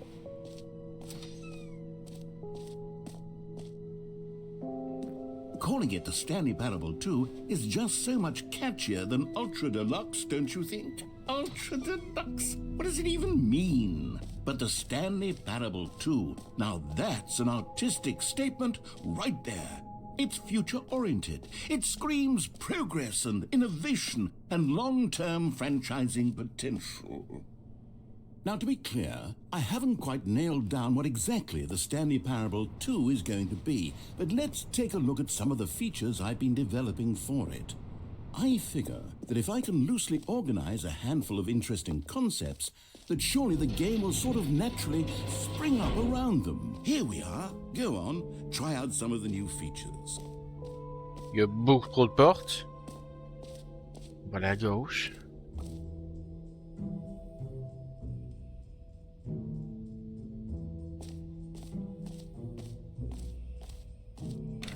For the Stanley Parable 2, I asked myself, what do players really want? And of course, the first and most obvious answer is that they want to be individually recognized and validated as people. So with that in mind, my first addition to the game is this button which speaks the name of the person playing the game. Isn't that wonderful? Jim. Sorry, I should have clarified. Right now, the button only says the name Jim. But of course, in the final game, this button will say your name, whatever name that is. Here, let's have you role-play as Jim to really simulate the full experience of this feature. Just play along. I promise you'll love it. Okay, here we go. Let's take a deep breath, clear your mind, forget whoever you are, and simply become a person named Jim. I want you to imagine yourself living as Jim, sleeping and waking as Jim, falling in love and being heartbroken as Jim, seizing all of the world's possibilities as Jim, and as Jim watching your dreams crumble into dust. Do you feel it deeply? Are you really, truly Jim right now? If so, then please step forward and press the button. Jim.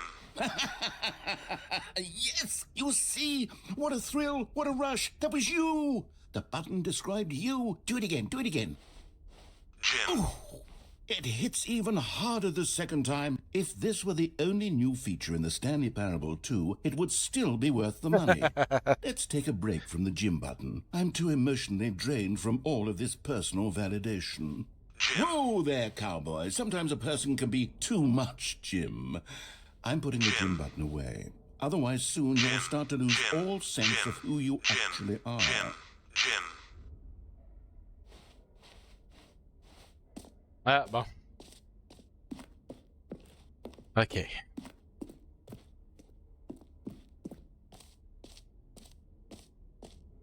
Hey, mais c'est fou comment ils ont I travaillé sur suppose ce I could jeu-là. allow only people named Jim to play the Stanley Parable 2. That would actually save me the work of finishing this feature. Épilogue. An epilogue would be fun, wouldn't it, Stanley? Yes, it would go at the end of the, well, we'll figure that out later.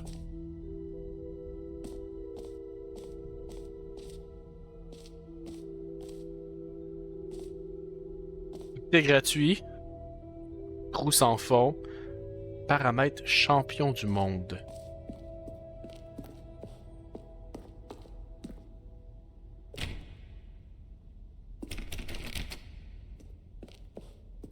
D'accord. C'est gratuit.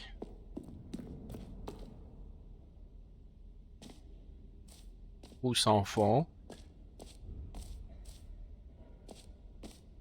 You know what? Let's bring the jump circle back for Stanley Parable 2 as well. It's a... Oh, wait. You already spent all your jumps the first time we saw the jump circle. Oh, well. I suppose it can just be a nice decorative piece, then.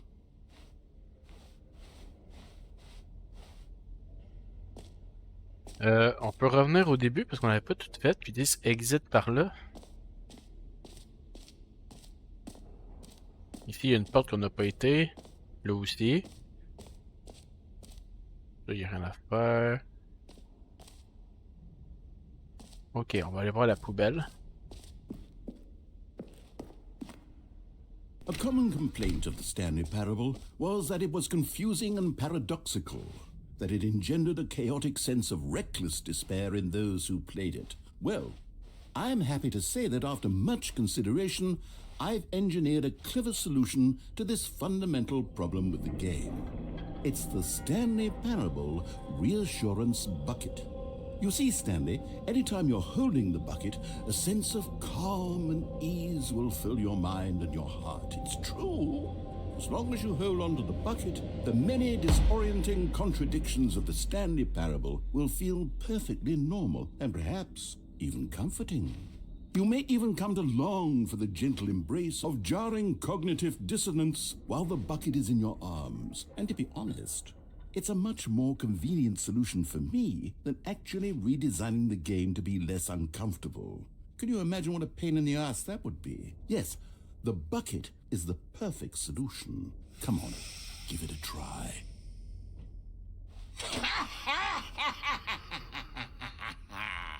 Can you feel it? The glow of comfort, even in the face of crushing despair, must already be sweeping through your body. And in fact, can I say that I do believe the bucket lends you an air of charisma as well? I think that just holding it has made you the slightest bit more attractive as a person. The benefits of the bucket seem to go on, don't they? All this and more await you in the Stanley Parable 2.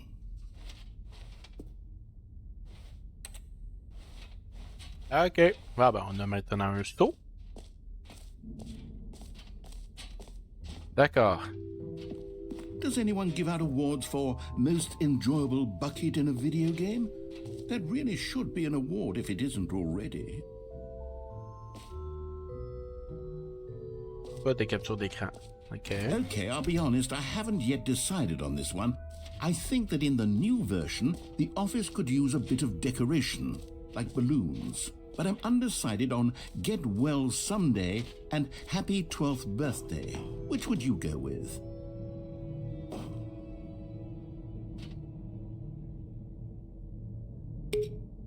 You know, sometimes when you solicit another person's opinion, it makes you realize that you knew which one you actually really wanted all along. Get Well Someday it is.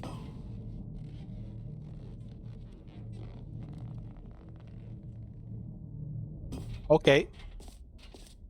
La porte est ouverte. Oh, là aussi. Or actually, maybe I should have gone with... No. No, Ok, on revient ici, c'est I've bon. made my decision, we're moving on. Ok. Il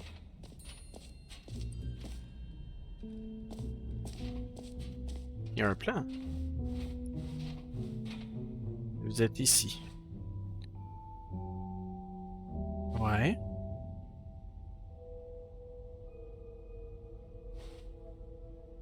La lettre E, qu'est-ce qu'ils disent? Exit. À 9. Collectibles. On va aller voir les collectibles. Objets à collectionner.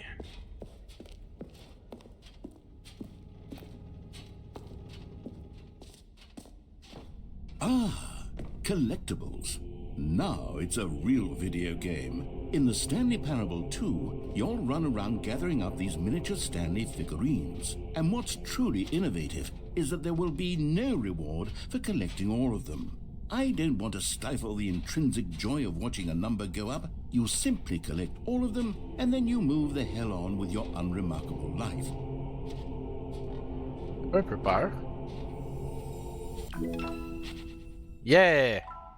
1 sur 6.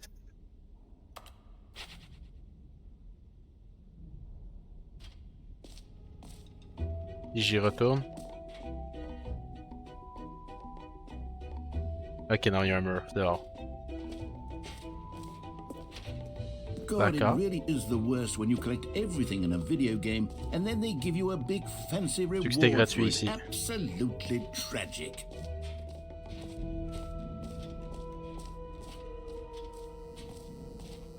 Now here's something special. You remember that broken test achievement that got left in the game on accident? Well, I'm developing a technology to simply give you the achievement. Yes, you see, you'll come to this lever and when you pull it, the achievement will be given to you. It's as simple as that.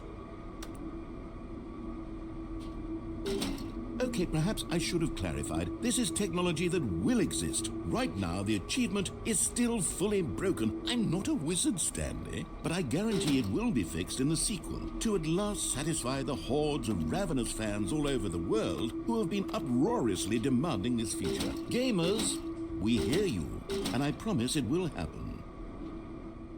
D'accord. Donc on revient.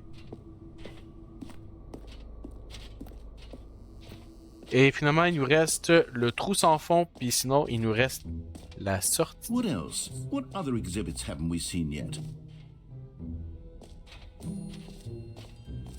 Le trou sans fond.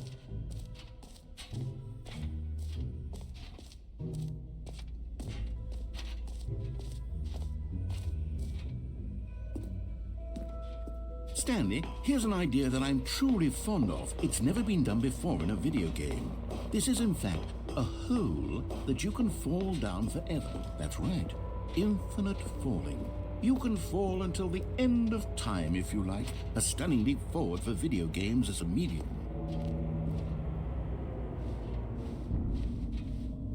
Eh bien, let's go.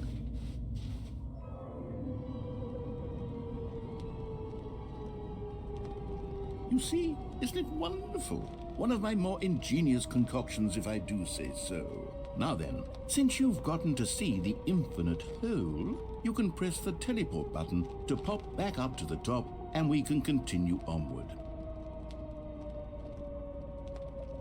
On va attendre un peu. Now, I don't mean to be a bummer, but I do recommend you use the teleport button to go back to the top. Maybe do it on the sooner rather than later spectrum of things.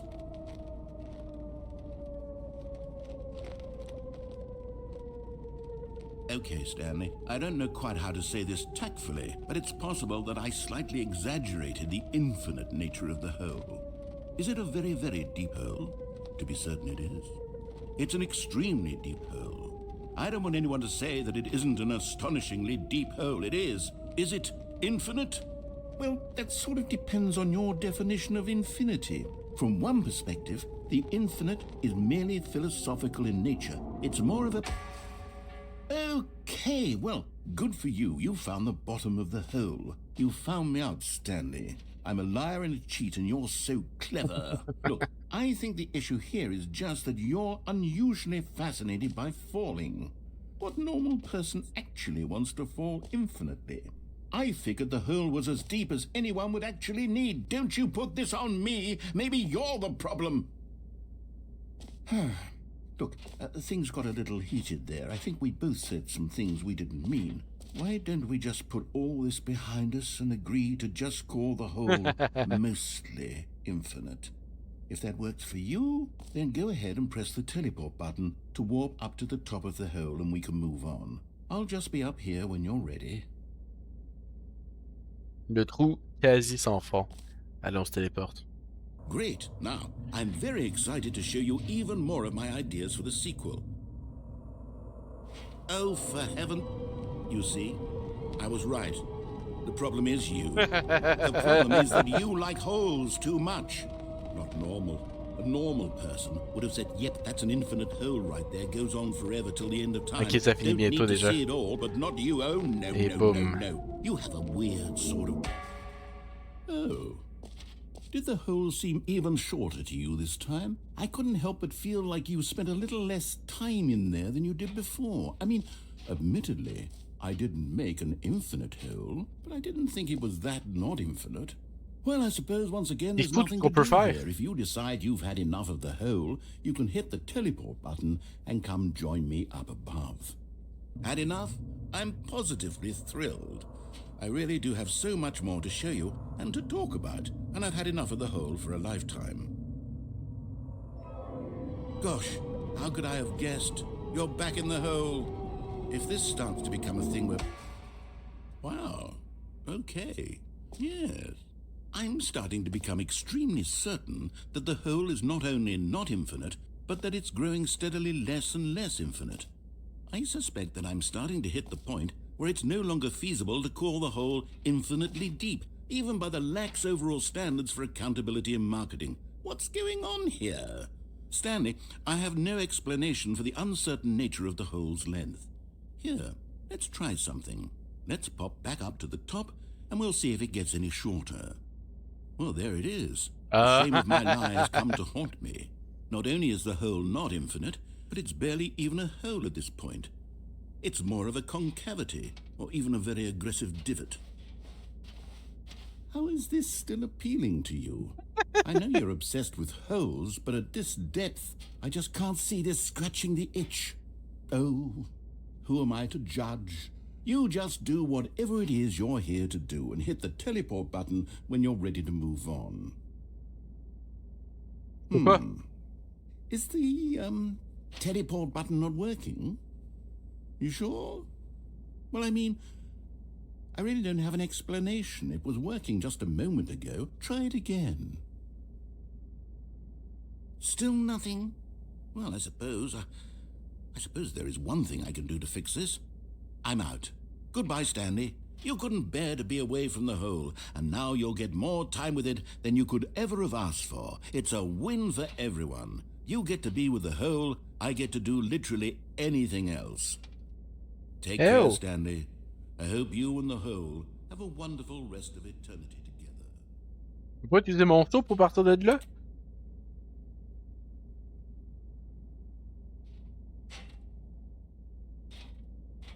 Allô?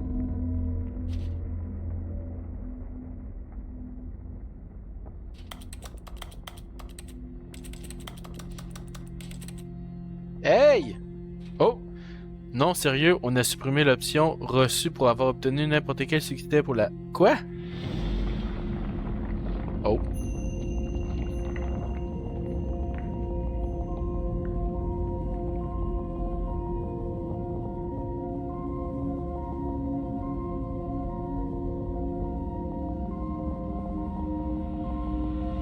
Oh, ça va être long?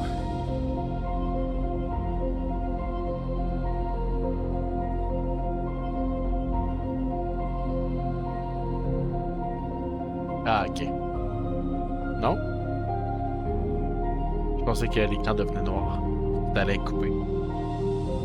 Change votre perspective.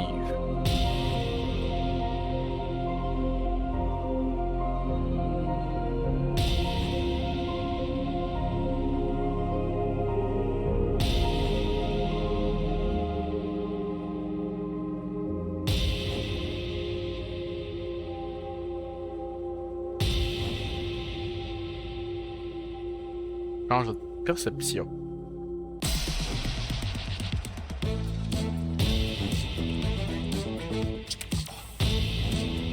C'est bon.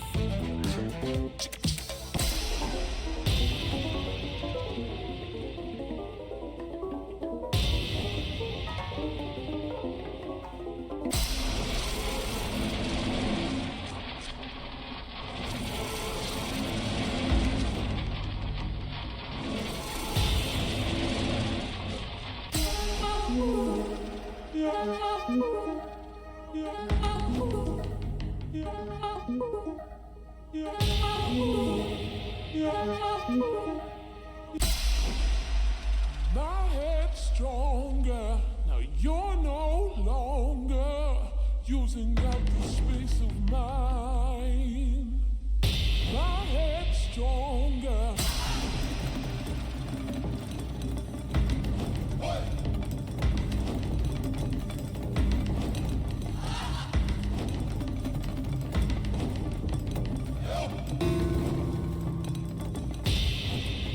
Qu'est-ce que c'est ça?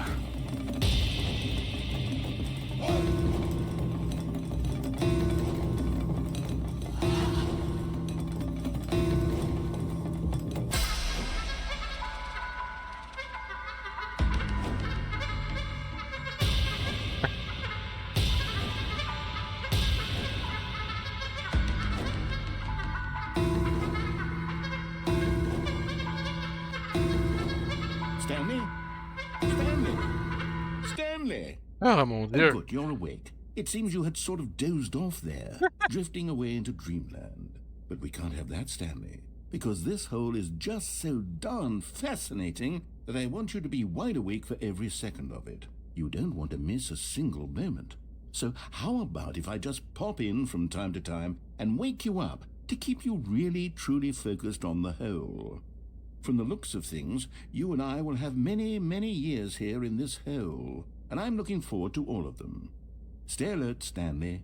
I'll be back. Toodlepip. Juste là parce que j'ai décroché le téléphone. Je veux sortir! Dang! Come on, ramenez-moi au début du jeu.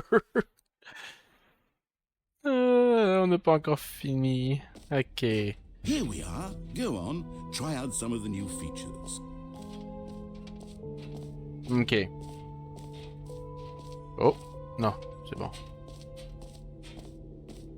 Je vais vérifier, voir si on a tout fait, mais je pense que oui, hein. This map, oui, the bottom, ouais. Merch? Ah ouais.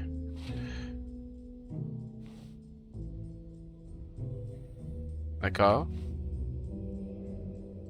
Ouais.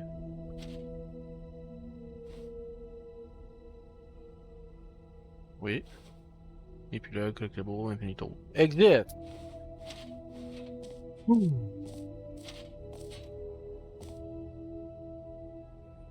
Ok, c'est là.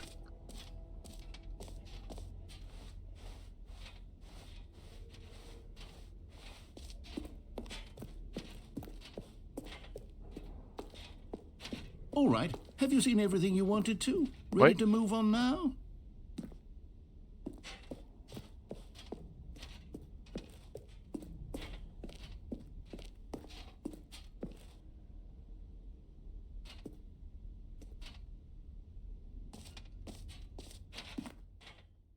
So, Stanley, what do you think? Do you like all of the new features? Yes, I know it's not exactly clear yet how exactly these features will come together as one single coherent video game, but I can feel it in my soul. It's going to work. There's definitely a good game in there somewhere. Say, let's do an experiment. I'll arrange these new features together, and we'll see whether or not it coheres into a meaningful gameplay experience. Okay, are you ready? Here it is. I give you the Stanley Parable 2.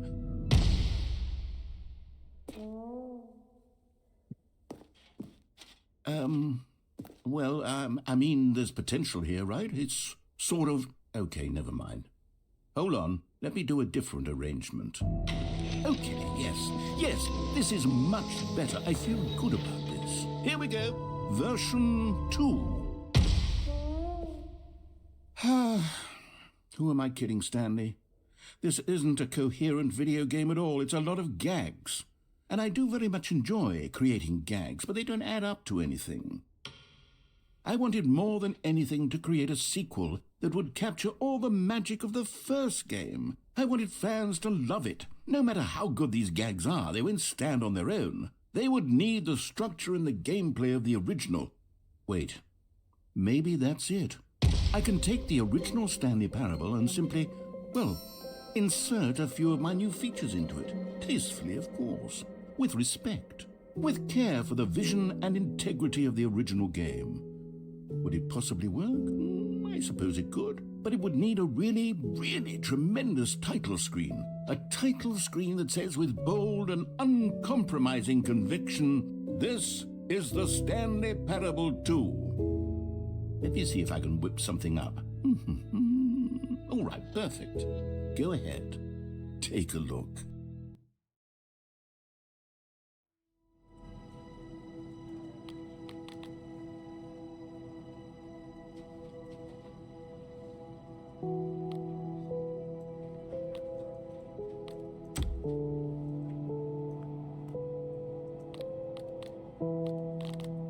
Le menu a changé, c'était même pas comme ça.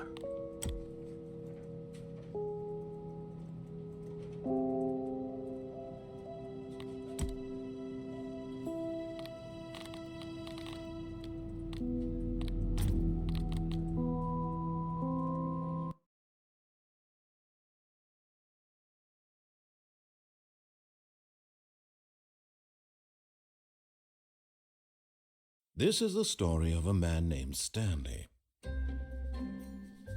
Stanley worked for a company in a big building where he was employee number 427. Employee number 427's job Hey, j'essaie de was faire simple. passer, je peux pas. He sat at his desk in room 427 and he pushed buttons on a keyboard. Orders came to him through a monitor on his desk, telling him what buttons to push, how long to push them, and in what order. This is what employee 427 did every day of every month of every year. And although others might have considered it soul-rending, Stanley relished every moment that the orders came in, as though he had been made exactly for this job. And Stanley was happy. And then one day, something very peculiar happened. Something that would forever change Stanley. Stanley Something Parable he 2. would never quite forget. He had been at his desk for nearly an hour when he realized that not one single order had arrived on the monitor for him to follow. No one had showed up to give him instructions, call a meeting, or even say hi. Never in all his years at the company had this happened, this complete isolation. Something was very clearly wrong. Shocked, frozen solid, Stanley found himself unable to move for the longest time. But as he came to his wits and regained his senses, he got up from his desk and stepped out of his office. Une blague. Ils ont rajouté des petits All ballons. of his co-workers were gone. What could it mean? Stanley decided to go to the meeting room. Perhaps he had simply missed a memo. Ils ont rajouté les décors du deuxième jeu. Ah! C'est bien cool! Mon Dieu! Comment ils ont pensé à faire tout ça? Stanley felt the bucket calling to him, begging him to pick it up. Why was he not doing it? Stanley picked up the bucket. Oh là là!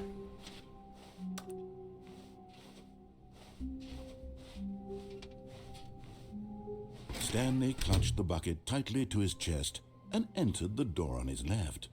Ils veulent encore qu'on aille à la porte gauche, mais il y a encore des choses à explorer à la porte droite. Je vais retourner à la porte droite et je ne veux pas répondre au téléphone.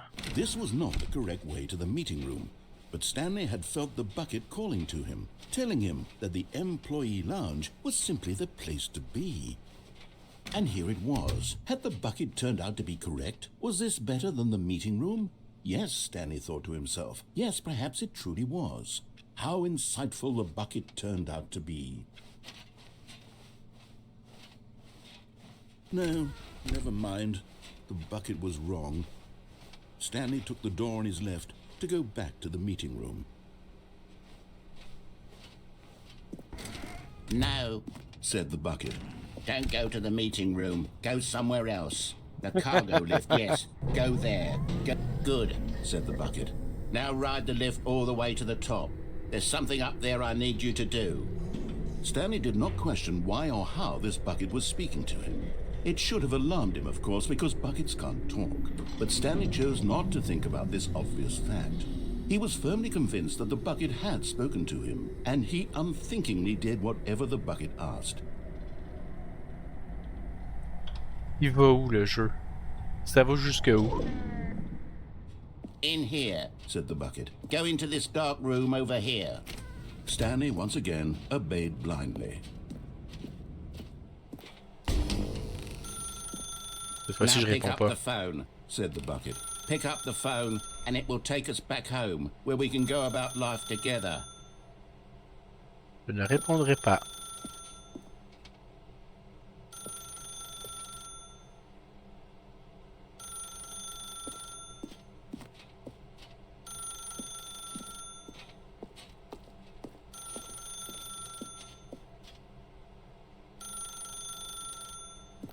Peut-être obligé de répondre. Bon. Je pense que je n'ai pas le choix.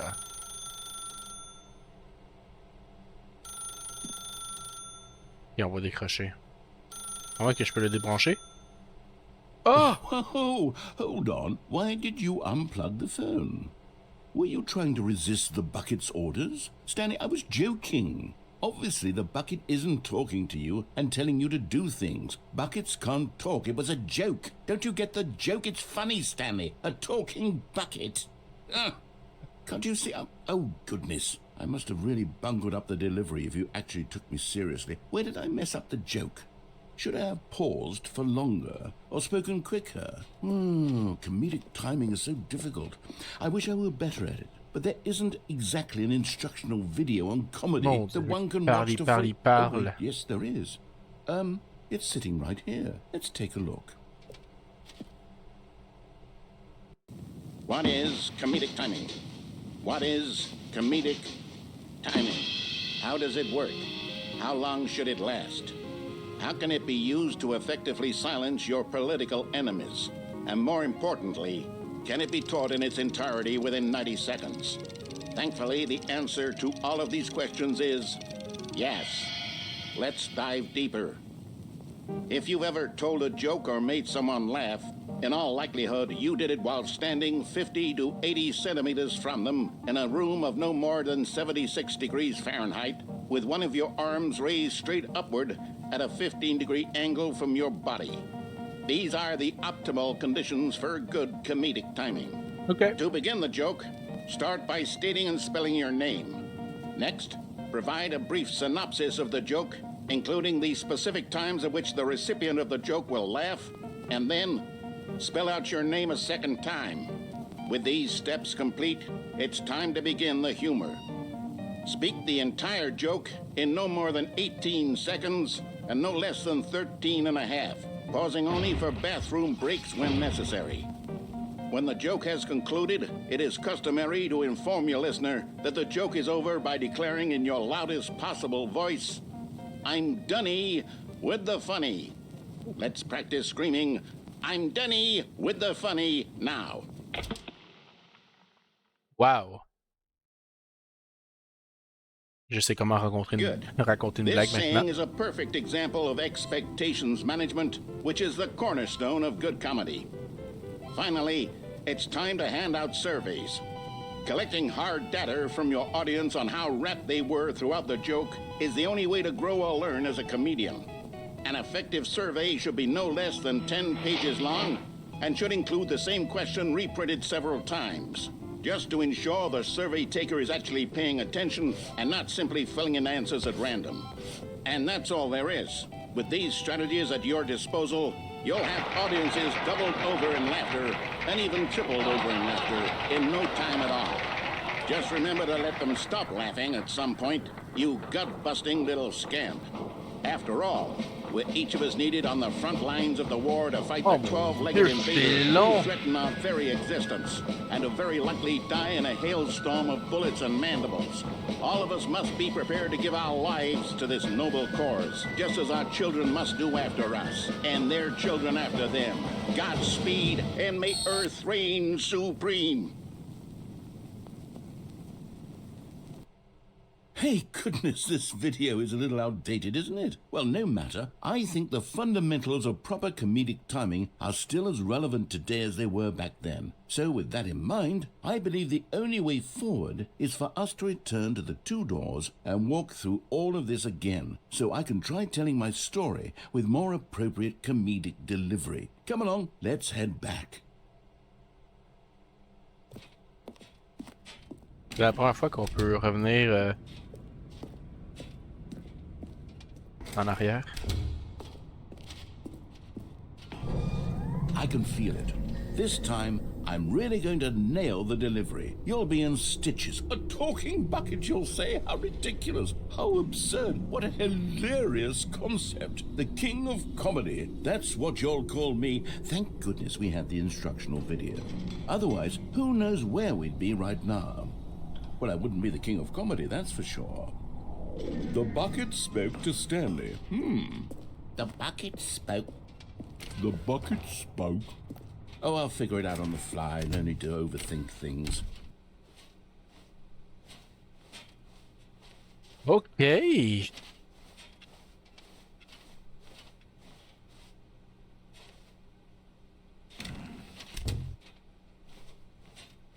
On nous oblige de revenir sur nos pas.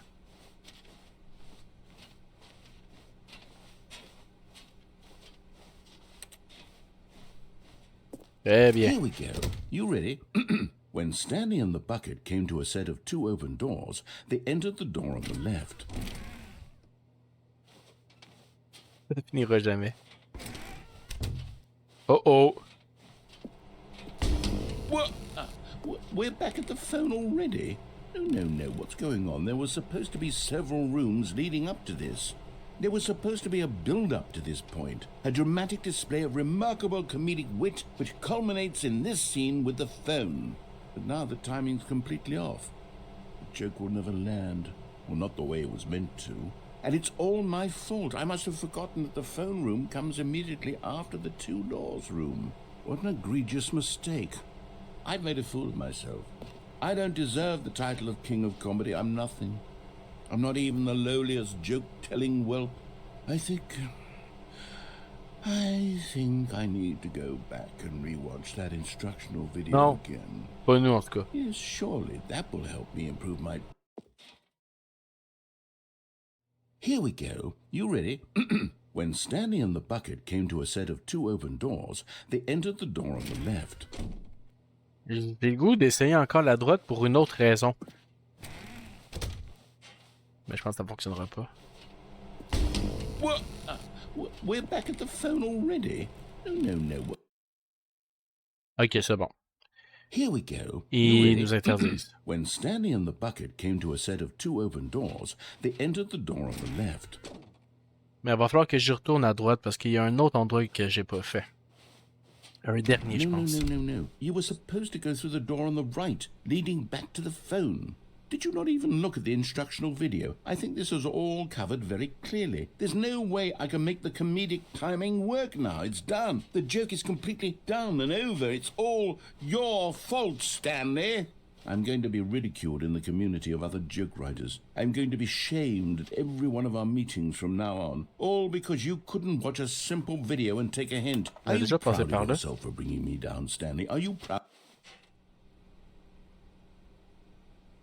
Stanley, you love the bucket so much it's like you... it's as though all of your other most prized possessions pale in comparison. Oh, yeah? Yes. Well, let me try that again, Stanley. I heard that you are pale with shame over how unabashedly in love with a bucket you are. No? Still not? Is it the delivery? Pale with shame. Pale with shame? Pale... What's another word to describe a bucket? Stanley, this bucket is so metal. I think I saw it playing guitar. No. We're getting making fun of Stanley's obsession with the bucket, which was the whole point of this. I'm no good at these jokes. I need more instructional videos. That's exactly what it is. That's what will make me the king of comedy again. More instructional. Désolé le voir, j'ai même pas lu le générique, je faisais juste écouter le narrateur. Bon. Que se passe-t-il? D'accord. Ça a encore changé. Mais le jeu, il change continuellement? Le saut est là. Stanley lifted the bucket into his arms, and a wave of comfort rushed over him. Ah, ok, on est là. Stanley clutched the bucket tightly to his chest and entered the door on his left. Il y a une place que j'ai pas faite à droite. This was not the correct way to the meeting room, but Stanley had felt the bucket calling to him, telling him that the employee lounge was simply the place to be. And here it was. Had the bucket turned out to be correct? Was this better than the meeting room? Yes, Stanley thought to himself. Yes, perhaps. No, never mind. The bucket was wrong. Stanley took the door on his left to go back to the meeting room. Très bien. C'était ici qu'il nous manquait une place. And so the two of them detoured through the maintenance section and walked straight ahead to the opposite door. Vers la porte opposée. Puis moi, j'avais décidé de faire le mauvais chemin, ça je m'en souviens. Ça c'est fermé, ouais.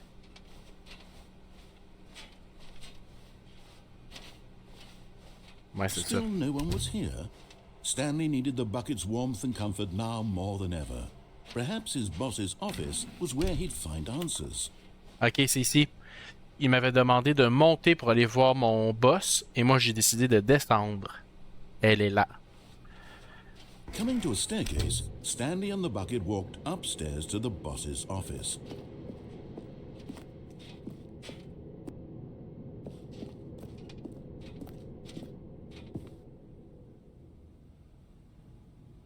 Ok. Oh, on peut y aller. Si je m'en vais par là-bas, mettons. C'est refermé. On va y aller. Oh!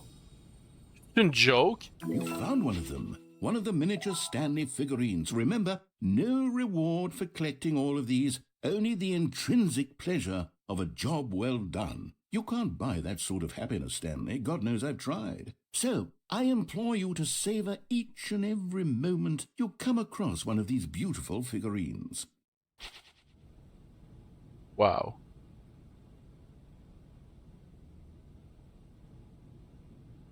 Ok.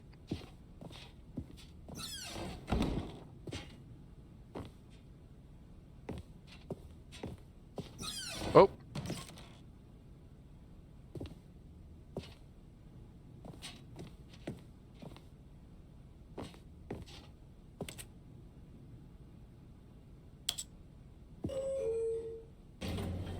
J'ai même pas été voir le bureau de mon patron. Est-ce que je devrais y aller?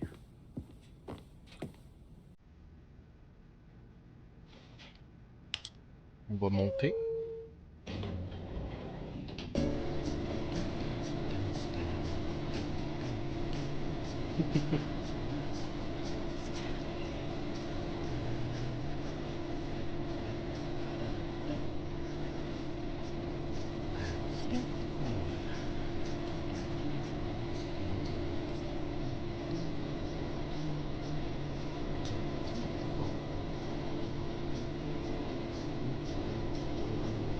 Il est long.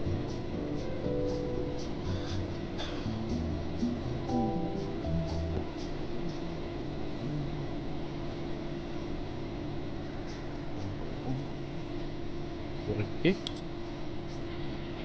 Ah, ok.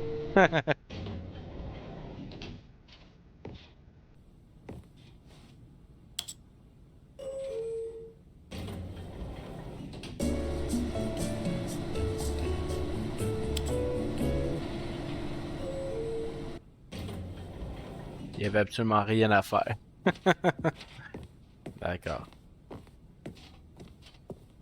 Bon, on y est. Stepping into his manager's office, Stanley was once again stunned to discover not an indication of any human life.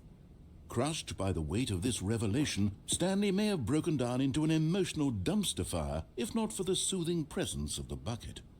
Even now, in his darkest of hours, did the bucket's warmth and guiding light pierce the dark clouds of confusion and chaos. It would be with him always. The bucket would. And he knew it. The two of them were inseparable. At this point, Stanley was so absorbed in the tender spiritual connection he shared with the bucket that he didn't notice the keypad behind the boss's desk.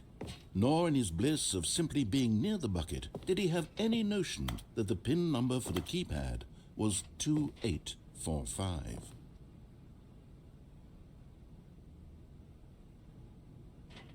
On va faire n'importe quoi. Mettons 2, 8, 4, 4.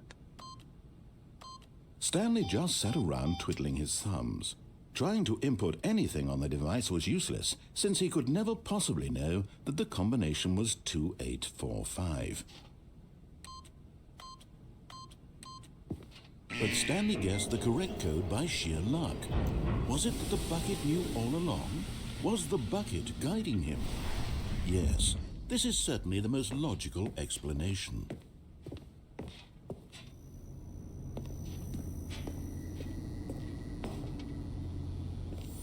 Another miniature Stanley figurine. This, you know, there really must be a snappier name for these things. What about mini-stands? Stanley figs? Or what about Stanlerines? Yes, I think I like that. Another Stanlerine under your belt. OK.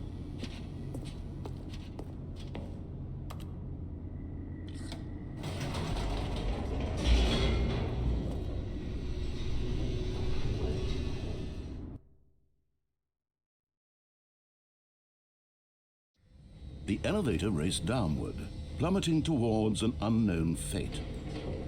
It would be all Stanley could do to keep himself together, if not for the bucket. Soothing him, comforting him, reassuring that in this darkest moment of uncertainty, he would be all right. The bucket is here for you, Stanley. Everything will be fine.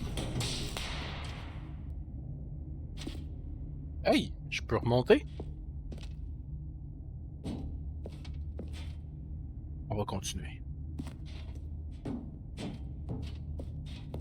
Stanley and the bucket walked straight ahead through the large door that read, Mind Control Facility.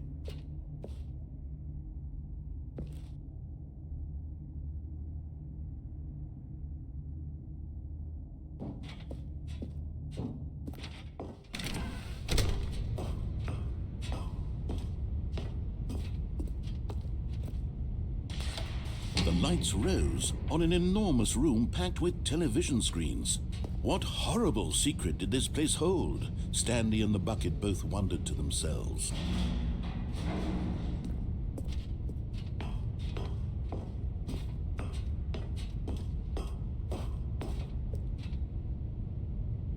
Caméra. OK. The monitors jumped to life, and Stanley nearly dropped the bucket in shock. Everyone in the office was being videotaped, monitored like guinea pigs. The bucket had never seen anything like this, and it very nearly burst into tears as Stanley cradled it gently, reassuring it that everything would be fine. Oops.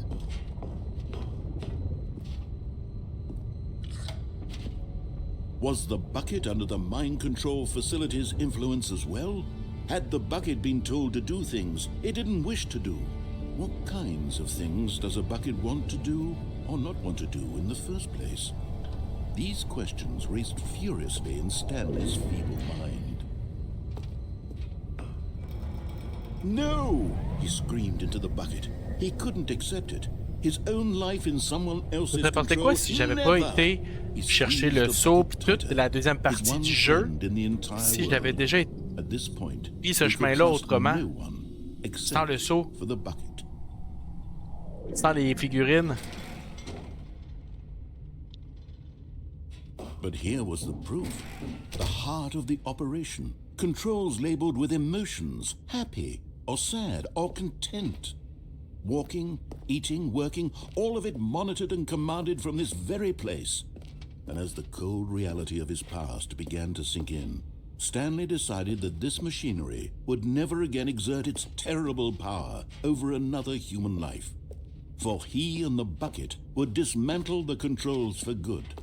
Two best friends, Stanley and the bucket, up against the world. They high-fived in a really cool way, and the bucket made a sassy comment about taking down the system.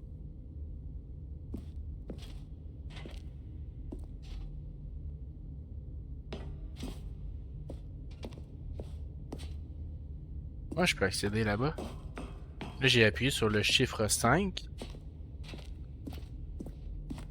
Ok, il y a des chiffres. Ok, on recommence. 1, 2. Je sais pas comment aller ici. Bon, faut peut-être que j'aille dans l'autre salle, là.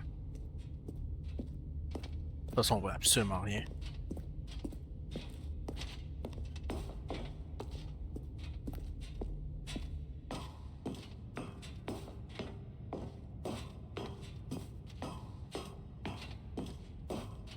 When at last they came to the source of the room's power, Stanley and the bucket knew it was their obligation to put an end to this horrible place and to everything it stood for.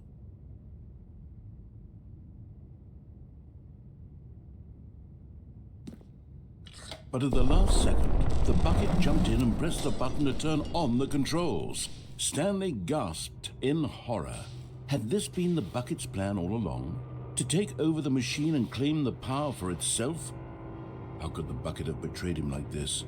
Stanley was prepared to throw the bucket away in disgust when suddenly an image appeared upon the enormous screen. Birds. Silly, silly birds. The control buttons became active again.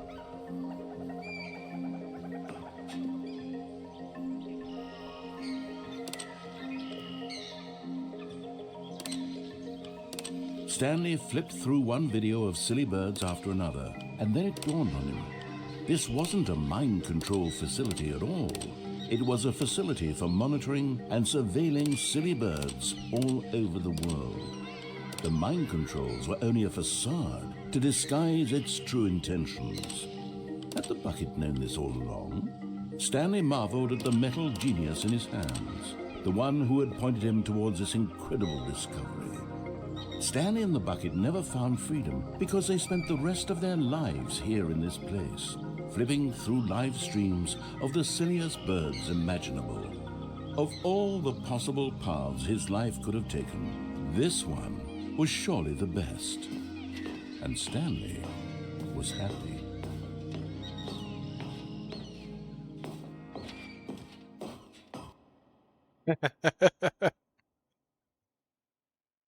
Ridicule.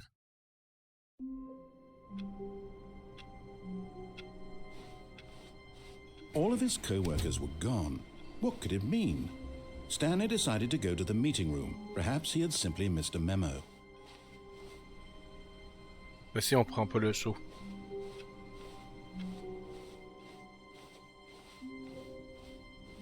Okay.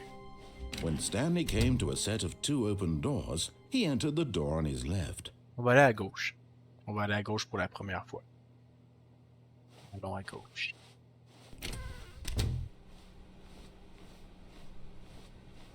Ben, pour la première fois. Techniquement, la deuxième fois.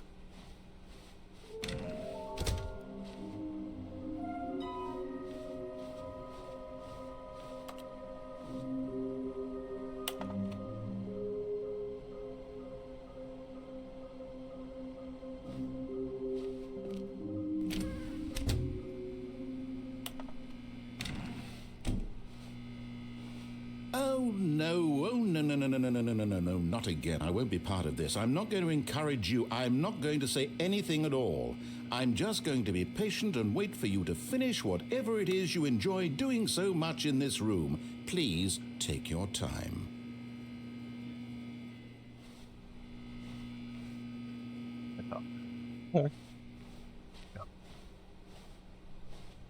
Coming to a staircase, Stanley walked upstairs to his boss's office.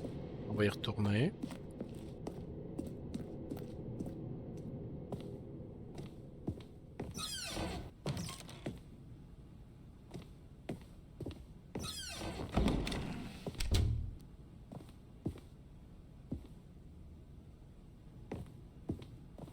Stepping into his manager's office, Stanley was once again stunned to discover not an indication of any human life. Shocked, unraveled, Stanley wondered in disbelief who orchestrated this. What dark secret was being held from him? What he could not have known was that the keypad behind the boss's desk guarded the terrible truth that his boss had been keeping from him. And so the boss had assigned it an extra secret PIN number. 2845. But of course, Stanley couldn't possibly, yet incredibly, by simply pushing random buttons on the keypad, Stanley happened to input the correct code by sheer luck. Amazing. He stepped into the newly opened passageway.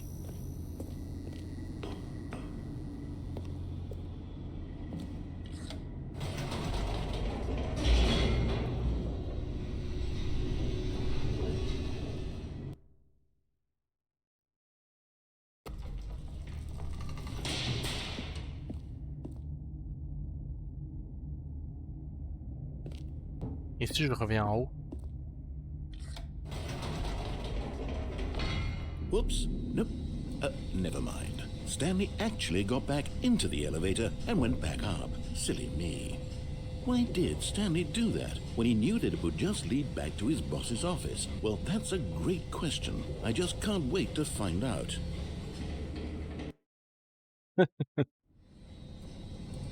Bon. Qu'est-ce qui va se passer?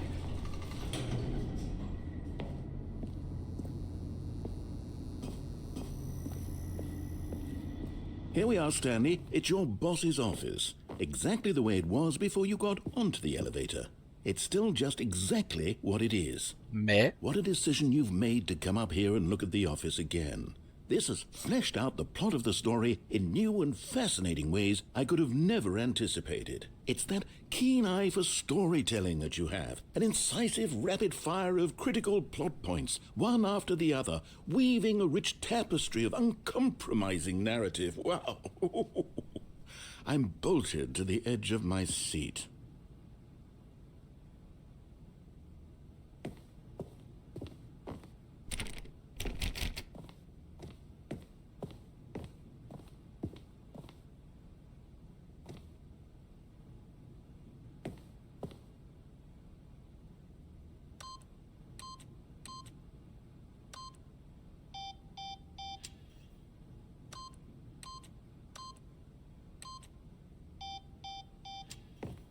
Je m'en souviens pas. À moins que ça fonctionne juste pas. Ok. Bon, on va retourner dans l'ascenseur. Incredible. Now he's getting back into the elevator and going down again. Ladies and gentlemen, how does he keep coming up with all of this? Ah. Il va m'empêcher de retourner en haut. Surely this time Stanley will walk forward into the spooky corridor, won't he?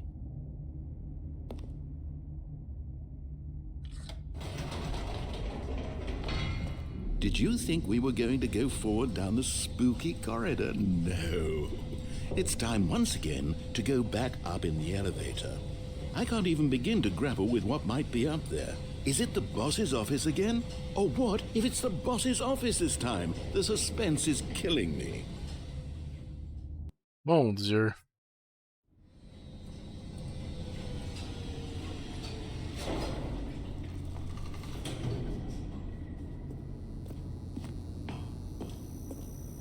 Et il va y avoir un autre discours. Oh my god. It's the boss's office. This absolutely changes everything for me. Give me a time out here for a minute while I process this.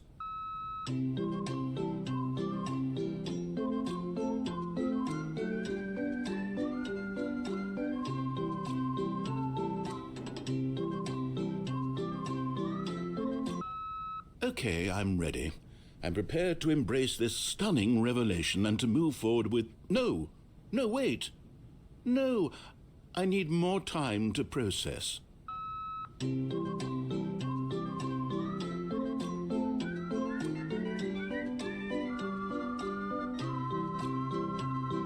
Mais est-ce que le jeu a une fin, en fait? Il y a tellement de choix qui nous ramènent toujours au début. Mais en même temps, l'histoire progresse, il y a des nouveaux éléments. Y a-t-il vraiment une fin? All right. I have fully come to terms with it. I have made space in my worldview for this astonishing new reality. As before, I turn to your expert eye for gripping narrative, Master Stanley.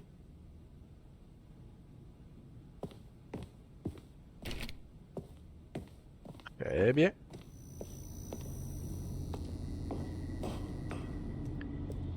Of course. Going back down in the elevator. How did I not anticipate it?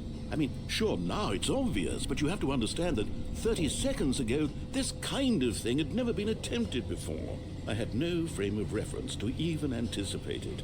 That's just how revelatory Stanley's decision-making is. A breath of fresh air in a landscape of storytelling that has grown stale and repetitive.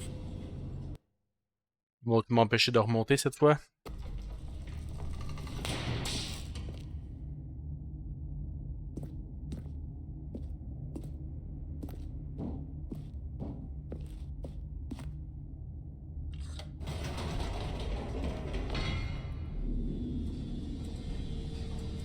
Ok. Il dit plus rien, c'est fini.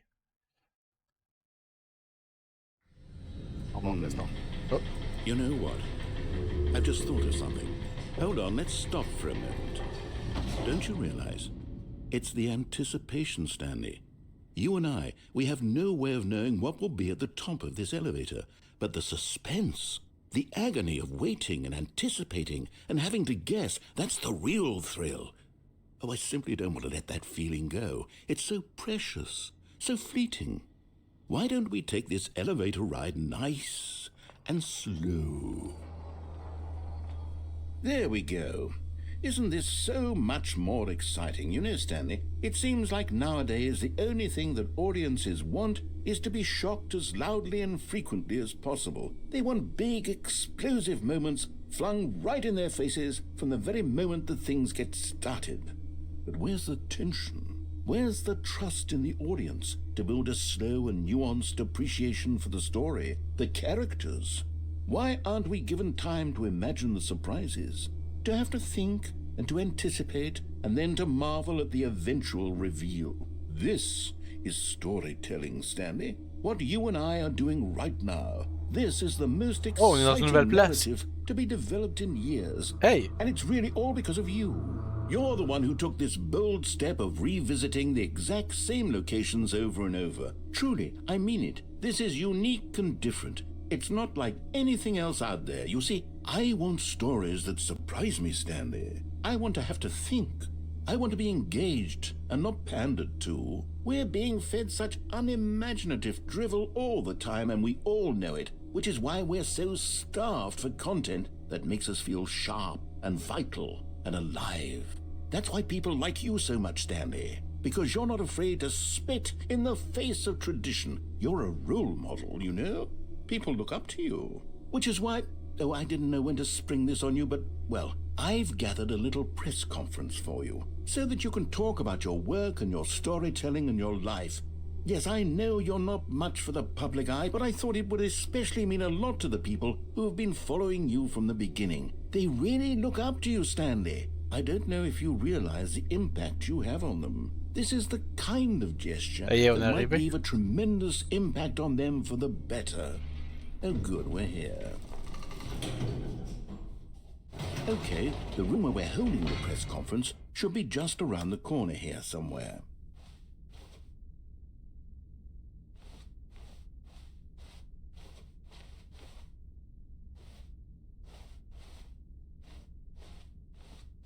Ah, yes, here it is, just through this door. All right, are you ready? I've told them you're going to speak a little bit about the nature of surprise in storytelling and what it means to craft a truly unpredictable narrative. Oh, don't worry, you'll do great. Just be yourself and speak from the heart. I'm really proud of you, Stanley. Okay, it looks like they're ready for you. Go get them.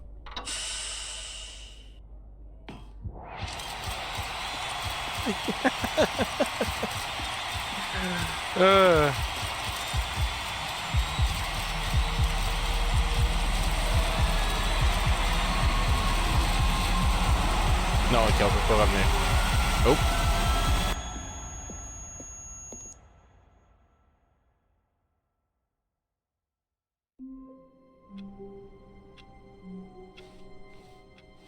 All of his co-workers were gone. What could it mean?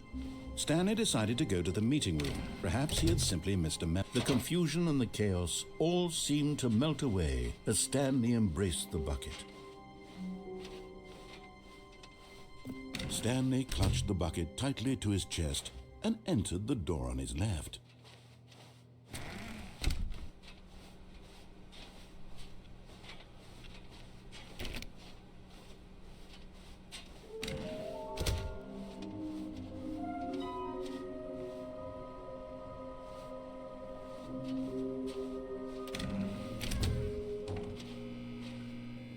Oh, Stanley, can you feel it? The broom closet. It wants the bucket. You can feel that, can't you? The aura of jealousy. It's as clear as day. This broom closet believes it deserves the bucket. I can really feel it now. It's a bucket. It belongs in a broom closet. That's what the broom closet is trying to say here. It's supposed to go with the other cleaning supplies. Good for you, Stanley. Don't give in. Don't hand over the bucket. I know how hard it must be. given the pressure that the broom closet is putting on your shoulders right now, but you have to be strong. This is your bucket. This is your companion and lifelong friend. You can't hand it over. Oh no. We're getting into name-calling now, it seems. Is this how low the broom closet has sunk, that it has to resort to this stream of petty insults simply in order to get you to hand over the bucket? Stanley, I never liked this broom closet for a variety of reasons, but even this is worse than I had imagined. And wait, now the broom closet has the gall to imply that you and the bucket are not truly deep and lasting friends? That your relationship is purely superficial and convenient? That your life is so banal and meaningless that you'd feel the same sort of kinship towards any inanimate object which happened to lay in your path in an even partially enticing manner? Well, I've never. Go on, Stanley. Lay into it. Really tell the broom closet off for its demeaning comments. Expand on the wide variety of experiences you and the bucket have shared together. Go through each of them point by point. Share your journal entries detailing the rich emotional landscape of your feelings for the bucket as they have changed and evolved over the years. Let him have it. Ok, je pense qu'on a fini ça ici. Puis je peux pas déposer... Okay, I've got you something which I think will help settle this debate once and for all. Here we go. There. Now it's settled. No more debate, no more discussion. Take a hike, broom closet, with all your meandering philosophical diatribes about the nature of cleaning supplies and their relationship to broom closets in the natural order of things.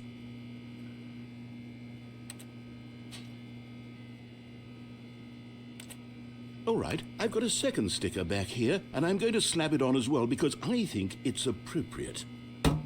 You see? I feel that it works because the sticker is also a bucket.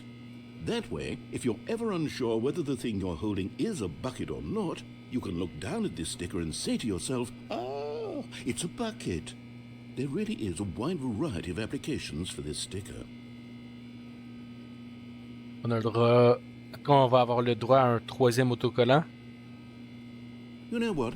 I could take the name-calling and the dismissal of your kinship with the bucket, but now the broom closet is just giving us the silent treatment. And to be honest, I'm sick of the pettiness on display.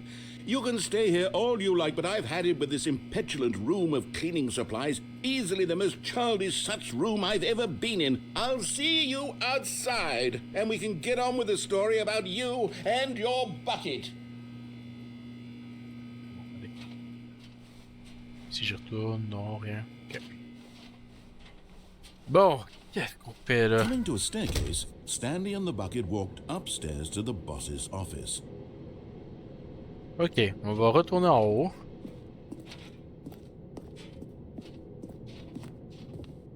Je revérifie toujours juste au cas là. Mais il n'y a rien de particulier ici. Stepping into his manager's office, Stanley was once again stunned to discover not an indication of any human life. Crushed by the weight of this revelation, Stanley may have broken down into an emotional dumpster fire if not for the soothing presence of the bucket. Even now, in his darkest of hours, did the bucket's warmth and guiding light pierce the dark clouds of confusion and chaos. It would be with him always. The bucket would, and he knew it. The two of them were inseparable. At this point, Stanley was so absorbed in the tender spiritual connection he shared with the bucket that he didn't notice the keypad behind the boss's desk. Nor in his bliss of simply being near the bucket did he have any notion that the PIN number for the keypad was 2845. Vous l'avez fait, hein? But Stanley guessed the correct code by sheer luck. Was it that the bucket knew all along? Was the bucket guiding him? Yes, this is certainly the most logical explanation.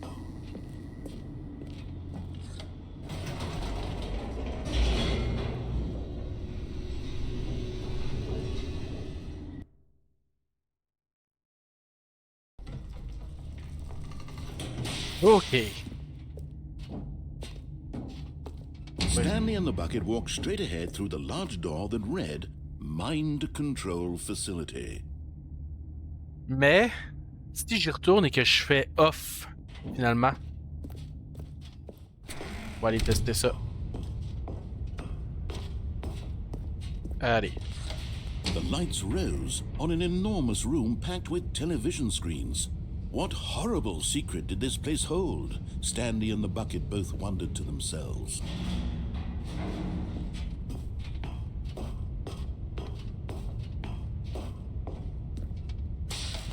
The monitors jumped to life, and Stanley nearly dropped the bucket in shock.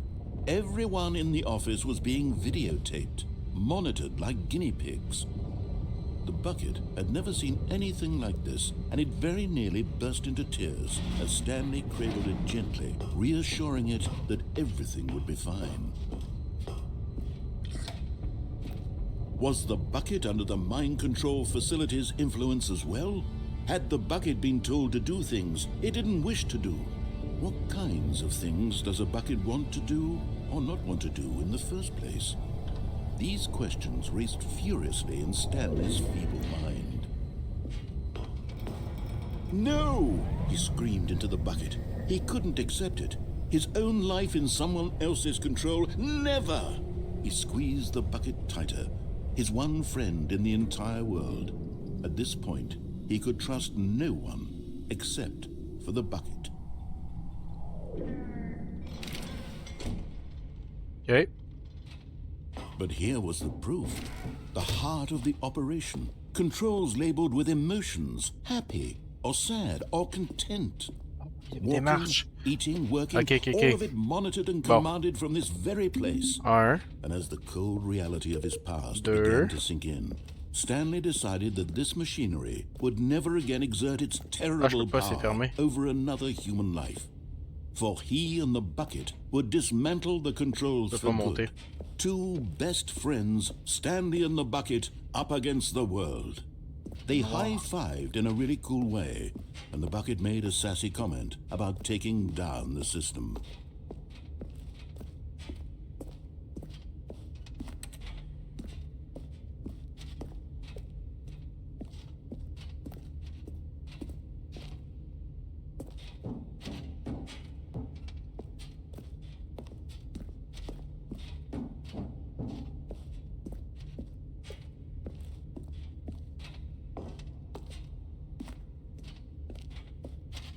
C'est un 5. Ça veut dire qu'il y a deux autres boutons. J'en vois un ici, mais l'autre, je sais pas, il est où. Bon. Cette fois-ci, on pèse sur le bon bouton.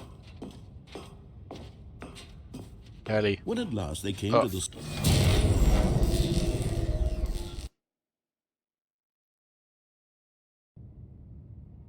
Stanley and the bucket waited in blackness. Was it over? Yes, they had done it. Stanley and the bucket had defeated their greatest and darkest enemy, freed themselves from the tyrannical grip of the evil mind control machine. Freedom was now mere moments away. Excitedly, the two of them began to discuss the kind of life they wanted to live once they stepped through this massive door. The bucket wanted to learn to roller skate. Stanley wanted to sneeze in every country on Earth. Both of them wanted to begin watching a movie, any movie, but then stop it halfway through and begin watching it in reverse from the end. True, it was a simple life they envisioned, but it was one they'd lived together, with one another to lean on, to trust, to support. Oh. What? Wait. What was happening? Why had the door stopped? Was Stanley and the bucket not about to be freed? An unbearable silence filled the room, lingering in uncertainty, until finally the truth hit Stanley square in the face. This building did not want the bucket to leave. Even the facility itself recognized the incredible calming presence of the bucket, needed the soothing warmth of the bucket, would go to any lengths not to part with the bucket. No, no, no. Stanley can't leave this place. Not while he has such a precious bucket in his arms. Not while this building has anything to say about it. Stanley realized he would never again leave this very room. But at least he has the bucket. To be trapped eternally in darkness isn't really so bad, Stanley thought to himself. As long as I have my bucket with me, right? I'll be okay, won't I? Stanley gulped. Very soon now, he was about to find out. Oh mon Dieu.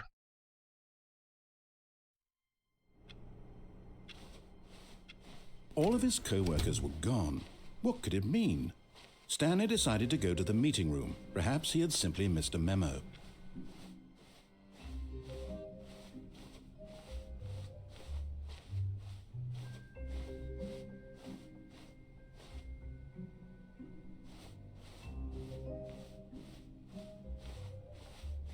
When Stanley came to a set of 2 open doors, he entered the door on his left.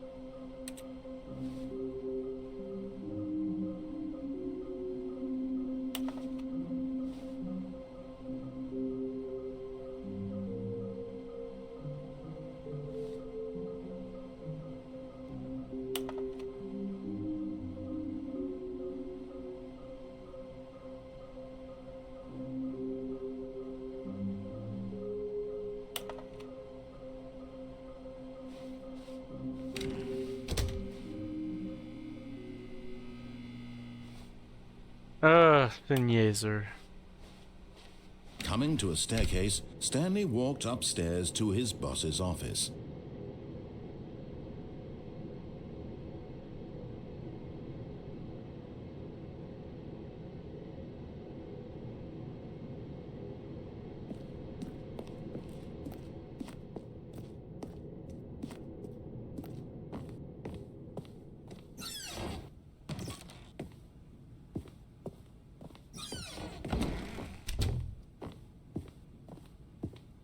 Stepping into his manager's office, Stanley was once again stunned to discover not an indication of any human life.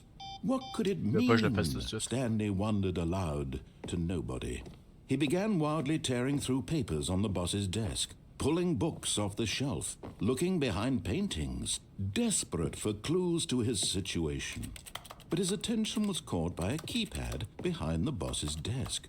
What could its purpose be? In fact, this keypad guarded the terrible secret that lay buried below his feet. And so the boss had assigned it an extra secret PIN number, 2845. But of course, Stanley couldn't possibly have known this. Yet incredibly, by simply pushing random buttons on the keypad, Stanley happened to input the correct code by sheer luck. Amazing.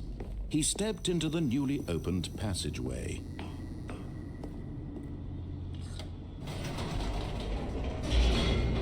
Il restait peut-être un dernier chemin à aller voir. C'est sûr qu'il y a les trucs de boutons qui me chicotent un peu, là. J'aimerais ça trouver la solution, mais je sais pas si je vais réussir. Là, ce que je voulais, c'est aller ici. On va aller par là. Although this passageway had the word escape written on it, the truth was that at the end of this hall, Stanley would meet his violent death. The door behind him was not shut. Stanley still had every opportunity to turn around and get back on track. At this point, Stanley was making a conscious, concerted effort to walk forward and willingly confront his death.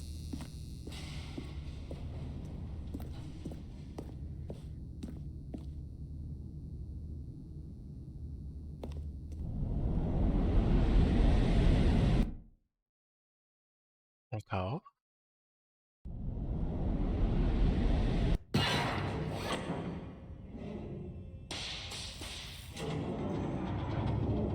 As the machine whirred into motion and Stanley was inched closer and closer to his demise, he reflected that his life had been of no consequence whatsoever. Stanley can't see the bigger picture.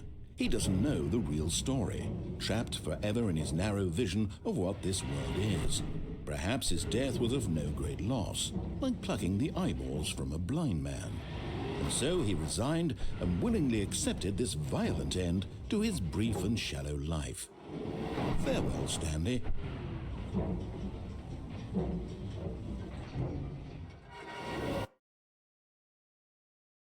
Farewell, Stanley, cried the narrator, as Stanley was led helplessly into the enormous metal jaws.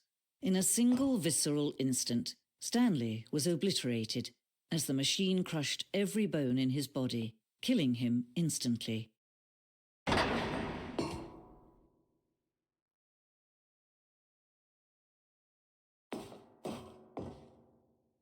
Le narrateur s'est rendu une narratrice?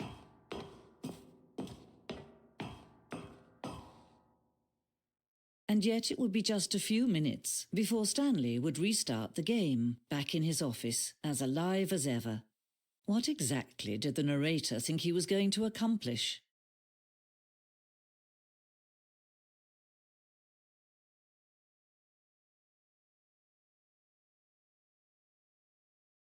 When every path you can walk has been created for you long in advance, death becomes meaningless, making life the same.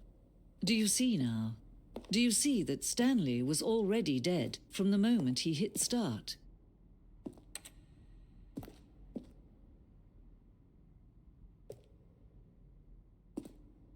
Les deux portes.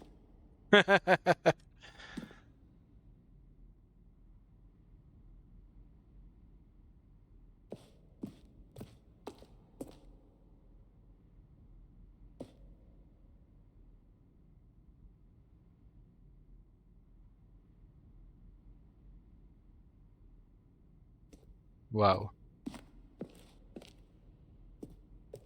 Le bureau. Ok.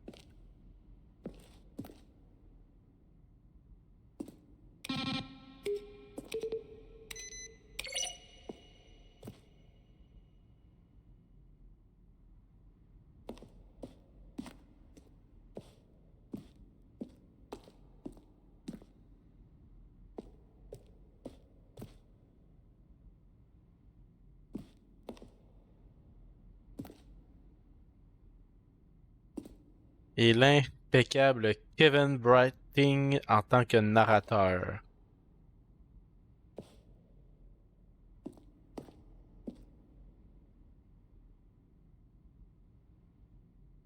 On va aller à gauche en premier. Le bureau. Ça monte. Ah. Oh. Salle de maintenance. Ok. Si je retourne par là-bas à la place.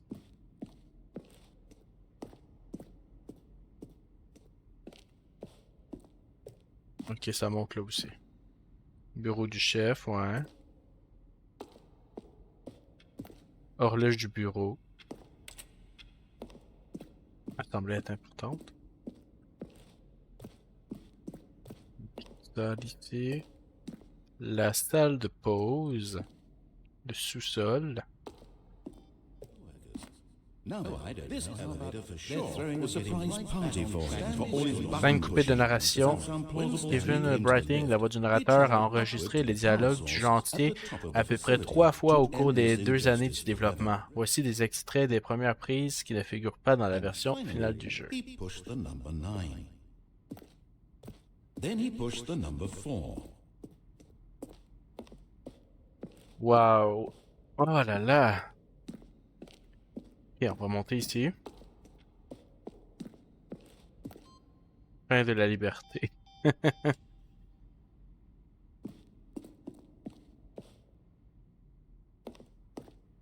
Bureau du compte à rebours. Fin de la liberté. Ok. Salle de compte à rebours.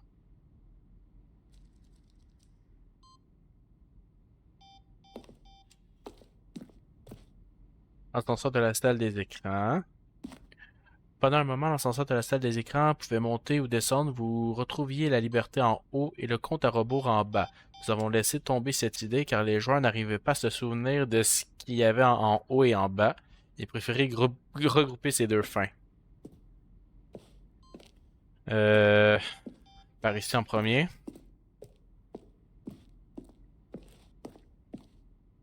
Fin relaxante. Cette capture vous montre l'une des premières versions de la fin connue sous le nom de fin relaxante, finalement abandonnée et fusionnée avec une autre partie de la fin. Modèle de fin relaxante.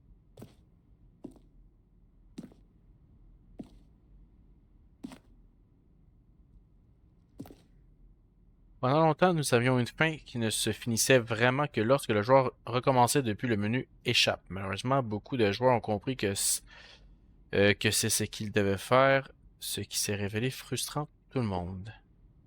Puis tout ça, là, je présume que c'est vrai, hein, tout ce qu'ils disent. Levier de la fin relaxante. Ok. Nous avons publié 4 bandes annonces lors du développement du jeu, chacune destinée à dévoiler un peu de l'esprit du jeu. Voici la première sortie en 2012. Elle contient une série de pièces buggées et la voix du narrateur informant les joueurs qu'il est en train de réparer une nouvelle version de Stanley Parable. D'accord.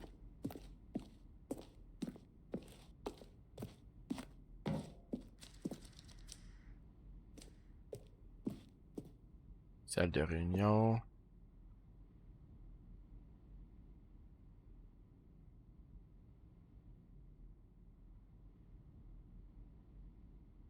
Ok.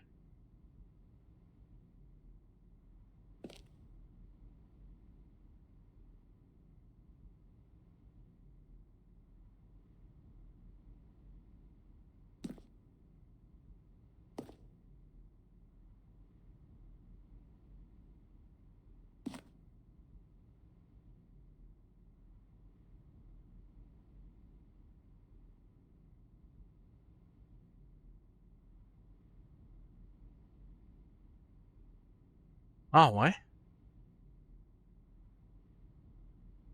Pour le premier choix, tu pouvais emprunter une vente, une ventilation.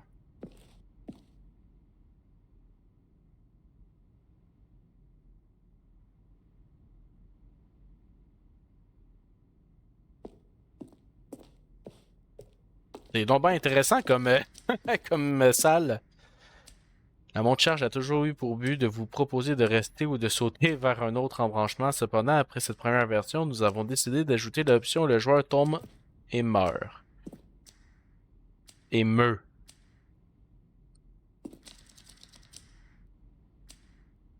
Et meurt.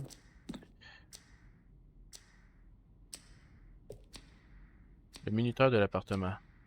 Dans l'une des premières versions du choix, menant à la fin de l'appartement, un minuteur vous laissait 15 secondes pour décrocher le téléphone. Ne pas décrocher le téléphone menant à une autre fin.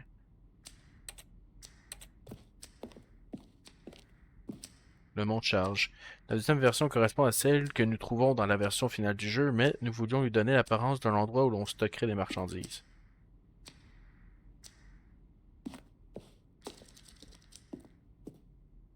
Le bureau. La salle de pause.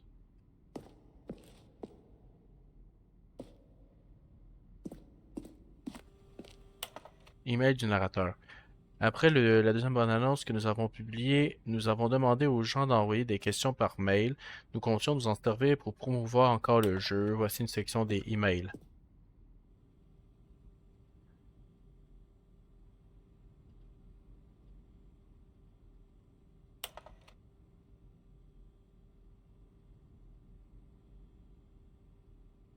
Ok. On redescend.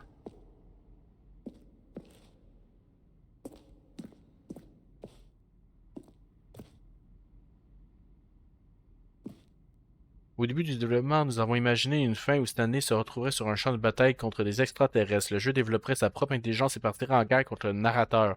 Nous avons réalisé peu après que c'était pousser la blague trop loin et que c'était peut-être trop plat par rapport au ton du jeu. Certains l'ont aussi vu comme une manière de nous moquer des amateurs de jeux de tir, ce qui n'était pas notre but.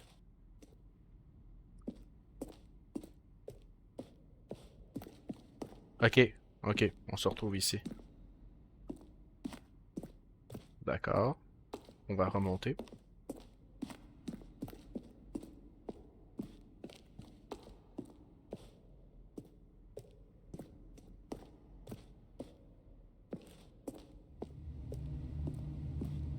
Pause de Stanley. Ok, c'est... Ça a changé depuis les années. Ok, ouais.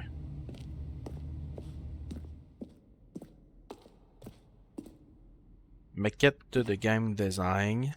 Ok.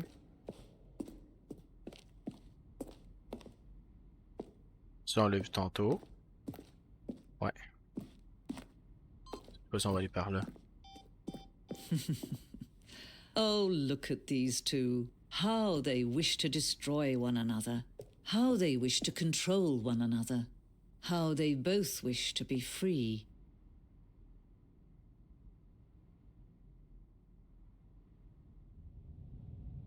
Can you see? Can you see how much they need one another? No, perhaps not. Sometimes these things cannot be seen. But listen to me. You can still save these two. You can stop the program before they both fail. Push escape and press quit. There's no other way to beat this game. As long as you move forward, you'll be walking someone else's path. Stop now and it'll be your only true choice. Whatever you do, choose it. Don't let time choose for you. Don't let...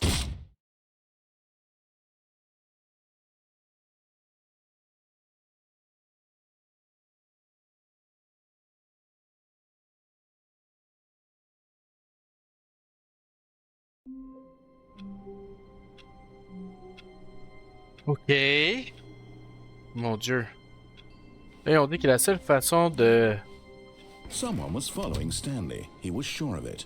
If he checked over his shoulder now, he would surely catch them. It was only a matter of time. Quand est-ce que le jeu va terminer?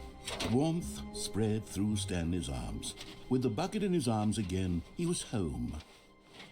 Si je me fie à ce que la fille a dit, la seule façon de finir le jeu, c'était de quitter. Stanley clutched the bucket tightly to his chest and entered the door on his left. On va continuer, mais de toute façon, on va descendre. Encore une fois.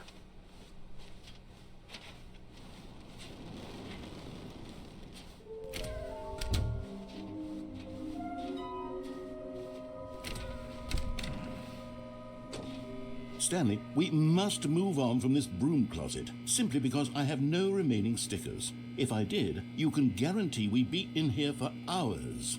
But alas, no stickers. On va rester juste un petit peu pour voir si le narrateur a d'autres choses à dire.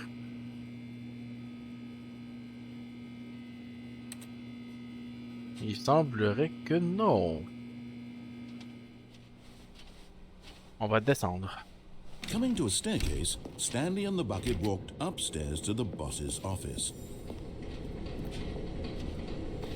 Ah, la salle rouge de Lately, tantôt. I'm going back to the name of these little Stanley figurines, and now I'm torn between Stanlerines and Figlies. What do you think, Stanley? What name better encapsulates the intrinsic sense of happiness that you get from seeing a small number in the corner of your screen go up by 1? Let me sit on it. I'm sure it will come to me. Mais là, maintenant, on n'a pas le choix de retrouver les 6 statues pour finir le jeu. Sinon, on n'aura pas l'impression de l'avoir terminé. But Stanley just couldn't do it. He considered the possibility of facing his boss, admitting he had left his post during work hours. He might be fired for that. And in such a competitive economy, C'est vrai, c'est le chemin infini, hein. All because he believed everyone had vanished. His boss would think he was crazy. And then, something occurred to Stanley. Maybe, he thought to himself, maybe I am crazy. He looked down at the bucket in his arms. Am I crazy? He asked the bucket. The bucket returned his gaze, but said nothing at all. That's strange, Stanley thought. Usually the bucket is a source of guidance and wisdom for me in difficult times such as these. He held the bucket close, yet felt none of its familiar reassurance and comfort. And that's when Stanley realized, this isn't my bucket. It's just a normal, everyday bucket. Someone else's bucket, perhaps. How did I end up with someone else's bucket? This is all terribly wrong. Surely no good would come from this. Who knows what sorts of bizarre hallucinations Stanley might experience without the psychologically grounding presence of his bucket. And indeed, now he noticed that the rooms were repeating, which was, of course, very odd. And now he felt himself floating off the ground. Oh, gracious, he exclaimed. Without my bucket, I've gone truly mad. Where is it? I must find it. Far off in the distance now, he heard it, calling to him. Stanley! Stanley, it's me! The bucket! Could it truly be? He rushed forward from room to room, passing by one bucket after the next. None of them were his. None of them were his special bucket. Come to me, Stanley! Find me! He had to find the bucket. He had to return to his old friend. It was the only way to truly restore his sanity. And then suddenly, he froze dead in his tracks. He knew where the voice of the bucket had been coming from. The real bucket was inside of him all along. It was incredibly painful. Stanley doubled over in agony and blacked out.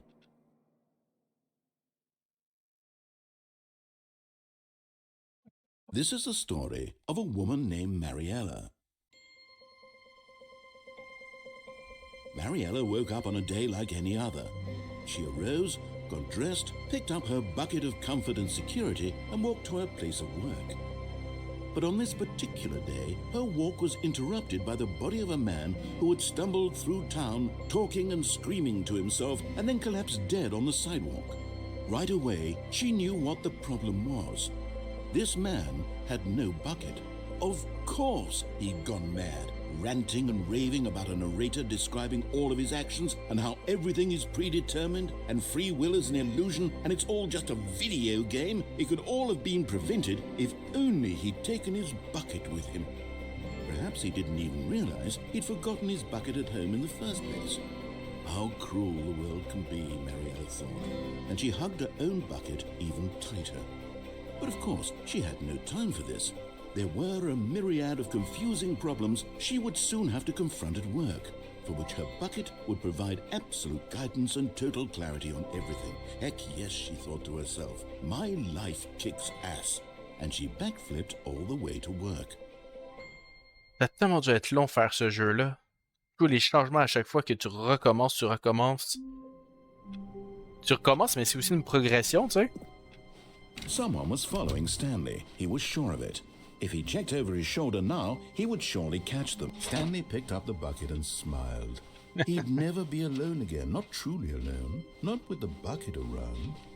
On retourne à droite pour trouver les figurines. And entered the door on his left. This was not the correct way to the meeting room, but Stanley had felt the bucket calling to him, telling him that the employee lounge was simply the place to be. Il montrait qu'il y avait une espèce de vente de ventilateur. Ventilation. And here it was. Had the bucket turned out to be correct? Was this better than the meeting room? Yes, Stanley thought to himself. Yes, perhaps it truly was. How insightful the bucket turned out to be. Je vais patienter un petit peu ici.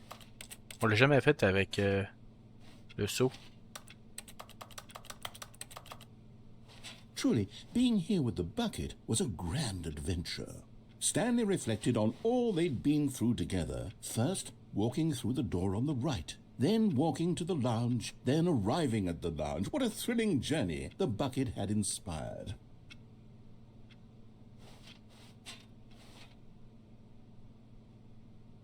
Perhaps this was where the bucket felt most truly at home. Here in the employee lounge. Perhaps it's the only place a bucket can even feel at home.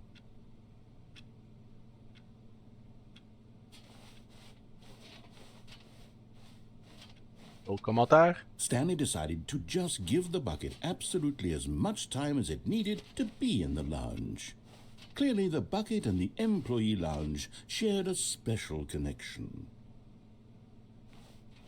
On va attendre une dernière phrase peut-être, puis après on va continuer le jeu.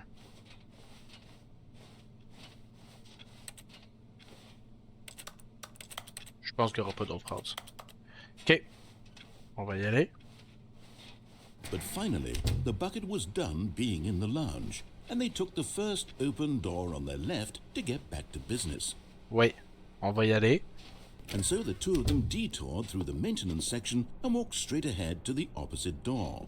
Mais on va reprendre celui-ci avec le seau. Et peut-être qu'une figurine va également cacher. Oh, good good, Stanley. I'm glad you found your way here. I knew you'd find this place eventually. Yes, c'est ça. You see, your friends and I are concerned for you, Stanley. We've come together here because we care about you very much. It's this bucket you're carrying around everywhere. The bucket isn't even from the original Stanley Parable. It's just sequel content. We're the ones that matter, Stanley. Classic characters from the first game, like the Adventure Line and the Broom Closet. Because that's what fans want from a sequel. They want more of their favorite jokes, not this bucket that they've never seen before. Yes, I know I'm the one who gave you the bucket, but you're spending too much time with it. Don't you want another story involving the Adventure Line? We could make the Adventure Line go somewhere new. Yes, yes, that's what the fans want. Let's do it. Et que je le savais. Ah, il dira rien. Ok. J'aurais pu. Bon, d'accord.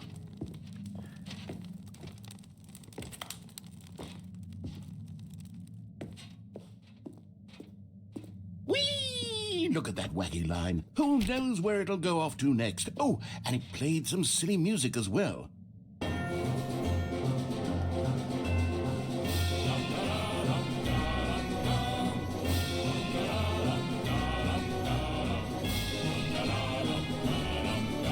Now this is what the Stanley Parable is all about. Don't you remember all those great jokes from the original dialogue? Also, Stanley is addicted to drugs and hookers.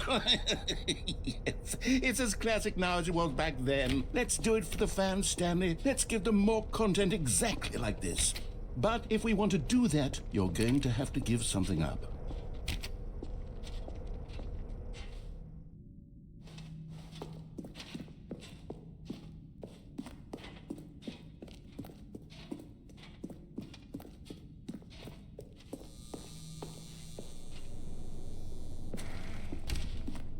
Don't you get it, Stanley? We need to get rid of the bucket. That's why I'm very proud to introduce a brand new character. This is the Bucket Destroyer. I think it'll make a wonderful new addition to the rich lore of the Stanley Parable. True, it also was not in the original game, but it's such a well-fleshed-out character with so much personality that to me it already feels as though it's been part of the cast all along. Don't you agree? Can you guess what the Bucket Destroyer does? Surely you don't need me to spell it out for you. Go ahead now, Stanley. Say goodbye to the bucket, and then pop it into the machine when you're ready. Y a rien d'autre que je peux faire? J'ai pas envie de le détruire. It's crucial that you give it the bucket. I don't know what the Bucket Destroyer will do if it can't destroy your bucket. Destroying buckets is all it knows. That is its singular personality trait. Sure, I can hear you saying, how does a character with only one personality trait deserve to join the pantheon of beloved Stanley Parable characters? Well, you see, if you were to really explore the Bucket Destroyer, you would see that its desire to crush buckets is so densely loaded with complexity and nuance that it's really like 10 personality traits. What other object in this game can you even say that about? The Broom Closet? Certainly not. I wonder what sort of Bucket Destroyer merchandise the fans will be clamoring for after this. Okay, the Bucket Destroyer is getting very upset now. You'll have to hurry and feed it. We can't get back to the classic Stanley Parable characters like the Adventure Line or the Bucket Destroyer until you crush that damn bucket. Quickly now, the fans are waiting. Do it, the fans, Stanley. Give the fans what they want. Hurry and... Wow.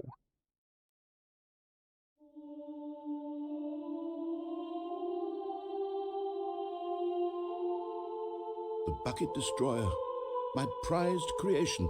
You had so much potential. We were going to do such marvelous things with you, tell such spellbinding stories about you. All of it squandered now.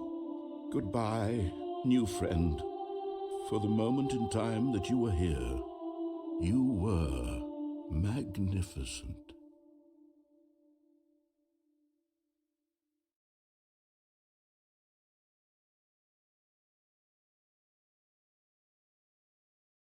D'accord.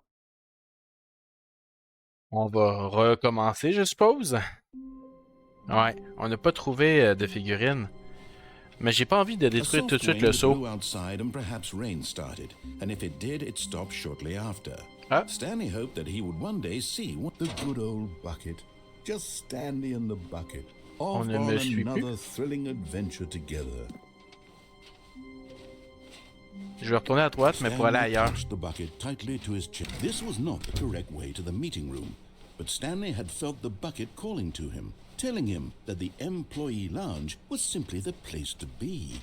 And here it was. Had the bucket turned out to be correct? Was this No, never mind. Je vais emprunter la porte de gauche, mais au lieu de descendre, Stanley took the je vais door on his continuer. left to go back, and so J'en the two of reviendrai them detoured éventuellement pour through the détruire le meeting seau, mais à la section toute and fin. walked straight ahead to the opposite door.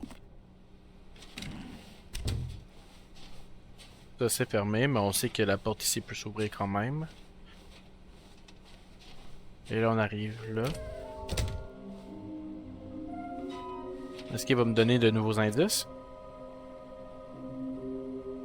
Je vois pas. Oh! Ah!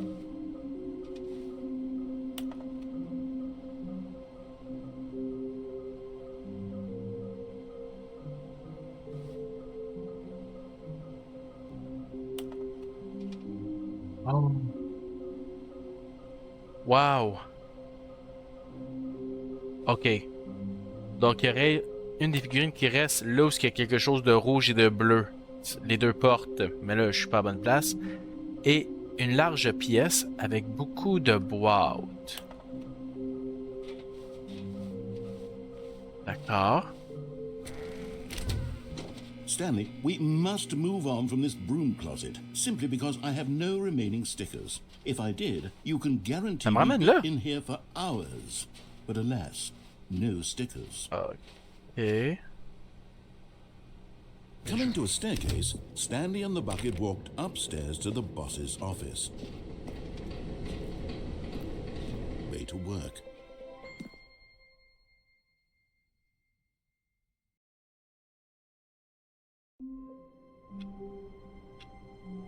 Ok. Donc, on All sait this où sont les paperwork deux was dernières gone. statuettes. What did it mean? Stanley decided to go to the meeting room. Where are we going today? The bucket asked. Stanley just smiled.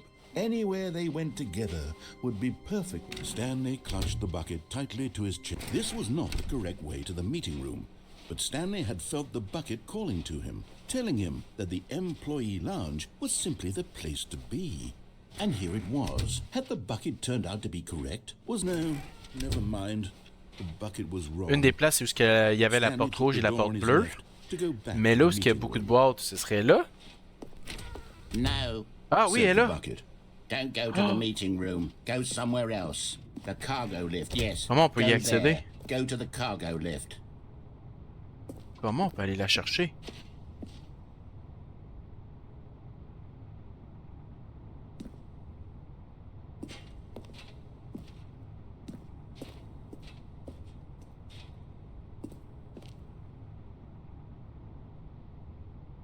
Je sautais encore une fois en bas pour mourir, mais avec mon seau. But Stanley feared that any path he walked might lead to the separation of himself and the bucket, his dearest friend. So he threw himself to his death, that they might die in one another's arms. How deeply touching. D'accord. Oh. A good bucket, a strong bucket, a humble bucket, Okay. a committed bucket. Stanley clutched the bucket tightly to his chest and entered the door on his left. On va aller à droite. This was not the correct way to the meeting room, but Stanley had felt the bucket calling to him, telling him that the employee lounge was simply the place to be. And here it was. Had the bucket turned out to be correct? No, never mind. The bucket was wrong. Stanley took the door on his left to go back to the meeting room. No. Said the bucket. Don't go to the meeting room. Go somewhere else. The cargo lift, yes. Go there. Go to the cargo lift. Wow.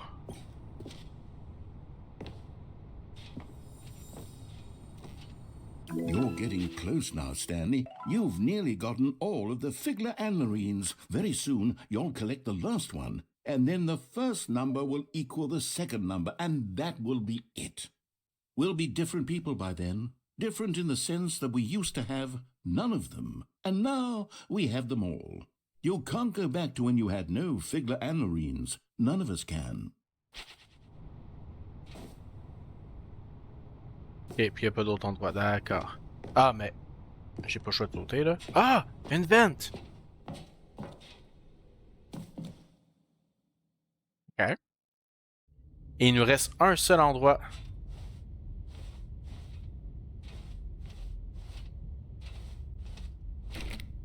Ok, on va aller par là.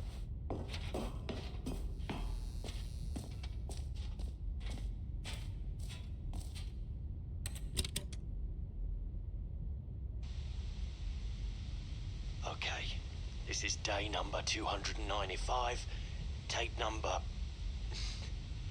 I don't even know. I've lost track. Nothing feels real anymore.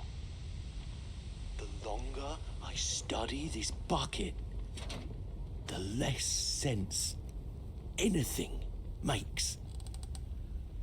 The sheer euphoria I feel every time I pick it up. No matter how many times I've done it, it's always the same feeling. And the emptiness in my chest when I set it down. It doesn't make sense. There's no explanation for it. I still haven't figured out why I see the world so differently when this bucket is in my arms. Why everything feels so... What do I do with this treasure? I can monetize it. Yes. It's unthinkable the amounts of money people will pay for even just an hour with the bucket. This is my golden ticket. But I have to be careful, because as soon as this gets out, there's going to be a target on my back. Even now, I don't know who might be trying to get... What's that? Who's there?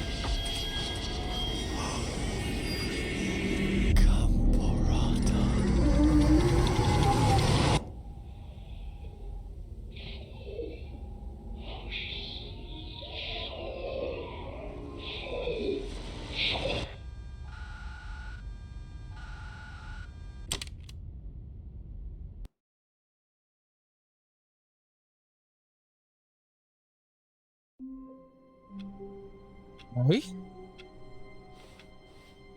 How long was I sitting there? Stanley wondered to himself. Minutes? Days?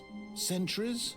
Ah, the embrace of an old friend. A weathered companionship that stands the test of time. Stanley clutched the bucket tightly to his... This was not the correct way to the meeting room, but Stanley had felt the bucket calling to him, telling him that the employee lounge was simply the place to be. And here it was. Des fois, à quel point je m'attendais tellement pas à ce que le jeu ressemble à ça. Je pensais que c'est un jeu qui aurait fallu qu'on récupère des choses. Je savais qu'il y avait du troll dans le jeu, mais je le voyais vraiment pas comme ça.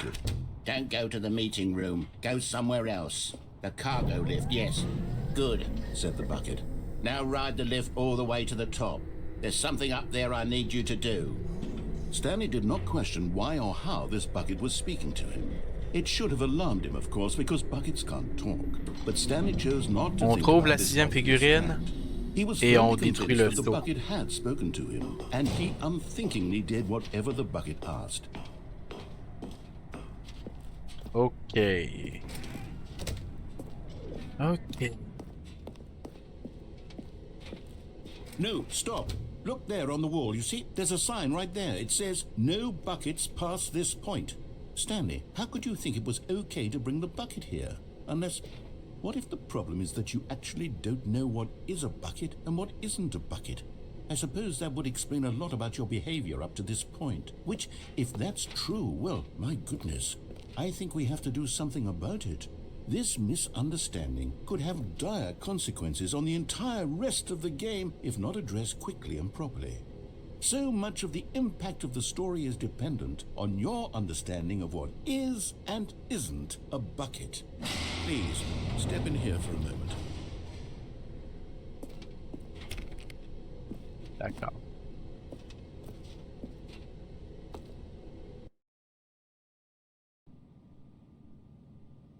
Oh là là, qu'est-ce... Non.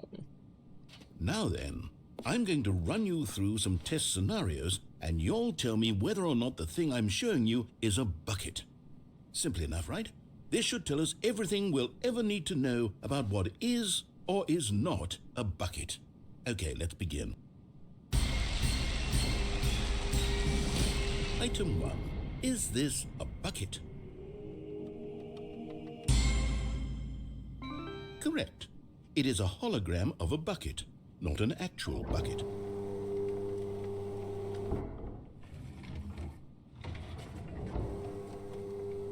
Item 2. Is this a bucket? Correct. It is a 3D printed recreation of a bucket, not an actual bucket.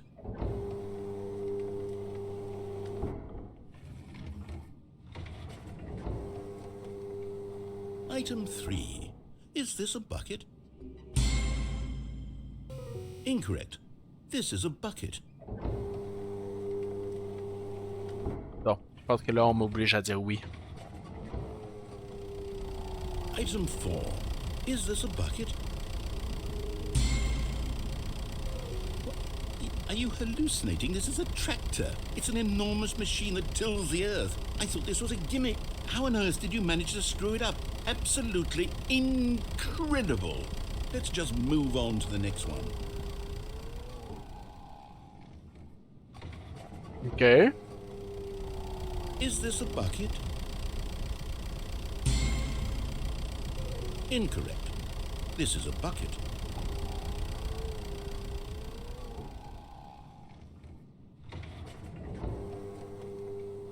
Item 6. Is this a bucket? Yes! Trick question. No? Both. Gotcha.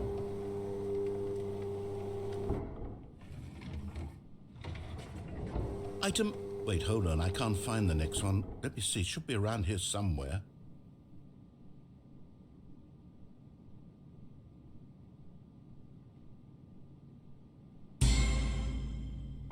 Yes. Thank you. There's nothing here. Of course it isn't a bucket. We both know full well that nothing isn't a bucket. Wait, when I say nothing isn't a bucket, that makes it sound like I'm saying everything is a bucket, which of course is not true. Unless... Is that what you think? Answer me straight, Stanley. Are you trying to tell me that you believe everything is a bucket?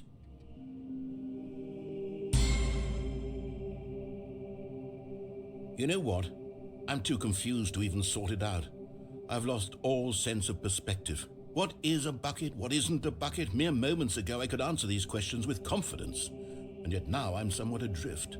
Do any of us know what a bucket is? Am I a bucket? Stanley, I can't keep doing this. I'm losing myself, and myself was all I ever had to begin with. I'm afraid the bucket is threatening to tear our relationship apart. I can't have that. I'm sorry.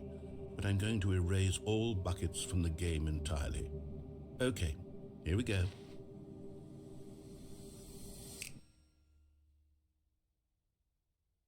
What happened?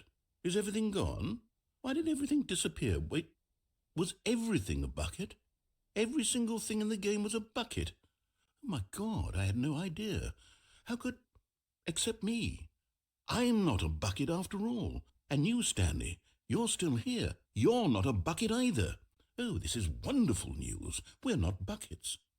Yes, I actually feel much more at ease right now. It's delightful to get some clarity on that issue, but it doesn't change the fact that we haven't got a game. So, tell you what, I'll reset everything and we'll put back all of the buckets, okay? And we'll know that it's all a bucket. But if you run into anyone else, maybe don't mention that. Who knows what that information might do to a person? All right, here we go. OK. Donc, on pourra pas atteindre la porte rouge et bleue avec un saut. Il va falloir y aller sans saut. Très bien. Someone was following Stanley. He was sure of it. If he checked over his shoulder now, he would surely catch them. It was only a matter of time. Allez. Il nous When reste une Stanley came figurine. to a set of two open... This was not the correct way to the meeting room, and Stanley knew it perfectly well. Perhaps he wanted to stop by the employee lounge first, just to admire it. It was okay.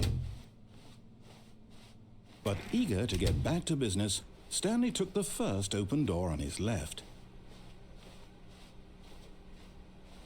Stanley was so bad at following directions, it's incredible he wasn't fired years ago. Look, Stanley, I think perhaps we've gotten off on the wrong foot here. I'm not your enemy, really, I'm not. I realize that investing your trust in someone else can be difficult, but the fact is that the story has been about nothing but you all this time. There's someone you've been neglecting, Stanley. Someone you've forgotten. What? Really? I was in the middle of something. Do you have zero consideration for others? Are you that convinced that I want something bad to happen to you? Why? I don't know how to convince you of this, but I really do want to help you, to show you something beautiful. OK. Look, let me prove Bon. it. Let me prove that I'm on your Aha! side. Give me a chance. And there it is. The last Stiggly Wiggly. Savor this moment, Stanley. This is a real accomplishment. This is doing something just for the sake of doing it. Where so many people expect to be rewarded for the most trivial achievements, you've insisted that a job well done is its own reward. I would tell you that I'm proud of you for collecting them all, but that would be like a reward, and we can't have that. So, instead I'll just say, it's done. We're all done here. And now we can go to whatever the hell you were doing before you hunted for figurines. Now listen carefully, this is important. Stanley walked through the red door. Aha, perhaps you misunderstood. Stanley walked through the red door. I still don't think we're communicating properly. Stanley walked through the red... Oh, thank God you are willing to listen to me. Do you see that I really have wanted you to be happy all this time? The problem is all these choices. The two of us always trying to get somewhere that isn't here. Running and running and running, just the way you're doing right now. Don't you see that it's killing us, Stanley? I wanted to stop. We would both be so much happier if we just stopped. And I think I have a solution. Here, let me show you.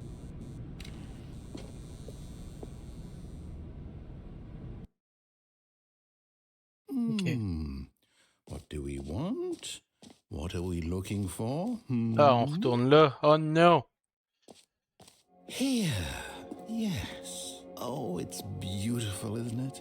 If we just stay right... No, wait. Where are you going? Oh, no. Stay away from those stairs. If you hurt yourself, if you die, the game will reset. We'll lose all of this. Please, no, Stanley, let me stay here. Don't take this from me. Please, Stanley. No! Oh, thank God you lived. You had me worried there for a moment. No, what are you doing, Stanley? Please, I'm asking you not to take this away from me. I can't go back to what I was before. If you die, we'll both go back. Why are you doing this? Stanley, let's go back to the other room. My God, is this really how much you dislike my game? That you'll throw yourself from this platform over and over to be rid of it? You are literally willing to kill yourself to keep me from being happy. Am I reading the situation correctly? Une dernière Maybe fois. you're just getting a kick out of it. I don't know anymore. I just wanted us to get along. But I guess that was too much to ask. It looks like you wanted to make a choice after all. Well, this one is yours. Et voilà. Is it over? It's going to restart, isn't it? I'm going back. Il faut détruire le seau.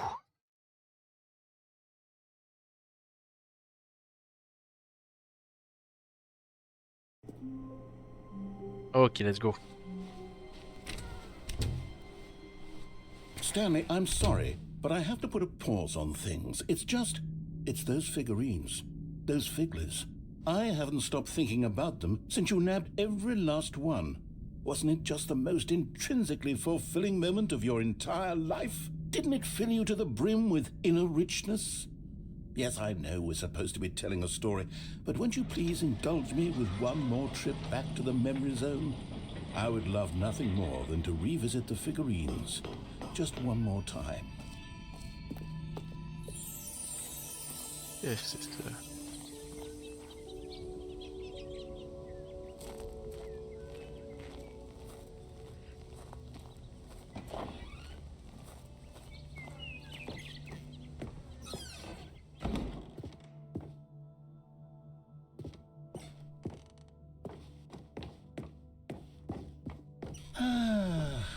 Here's where it all began. The first collectible. C'est vrai? Back then we had no idea of how many of them we'd find. Sure, it said 6 right there on the screen, but how could we know for certain? We were so innocent. We'll never be like that again, Stanley. Ah, c'est niaiseux. Ok, puis là je repars.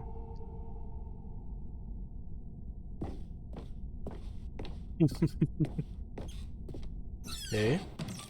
And here was a second Stanlerine. You found this one all on your own, just by poking around in the boss's bathroom. You did that, Stanley. I'll be honest. Back then I had no faith in you to find any of them, let alone 6. But you continue to surprise me in all sorts of mundane, unremarkable ways.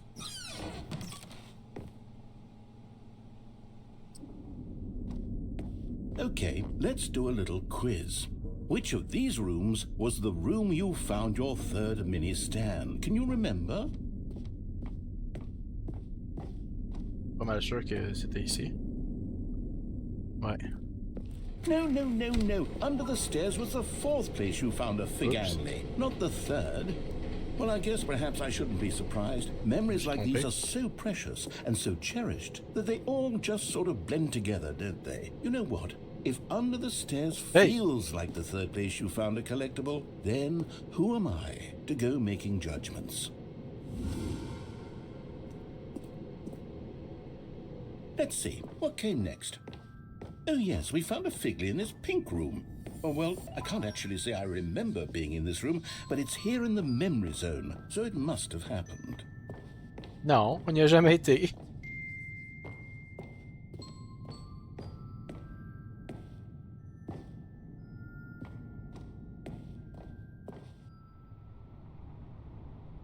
Ah. This was the 5th mini Stan, and this one was really something special. It was in the warehouse. I remember it so clearly. In fact, because this one is particularly special to me, I made a little video to commemorate the occasion. Enjoy.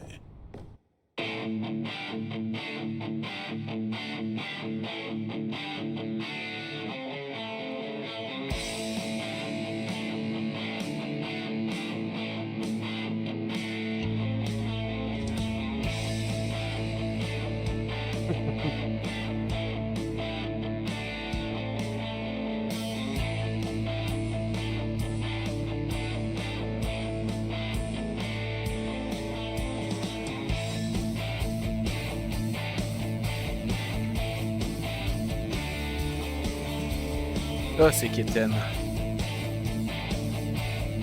Wow. Tout a été fait par le narrateur. Takes you back, doesn't it? I spent a lot of time making that video, but it was 8 minutes I wouldn't have spent on anything else.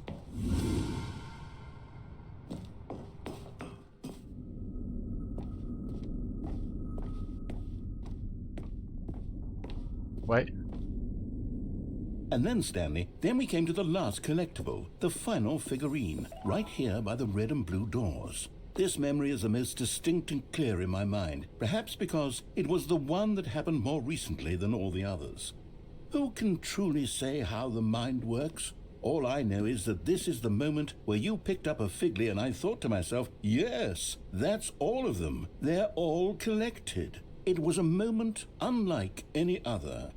Except for the other moments picking up figurines, which it was exactly like.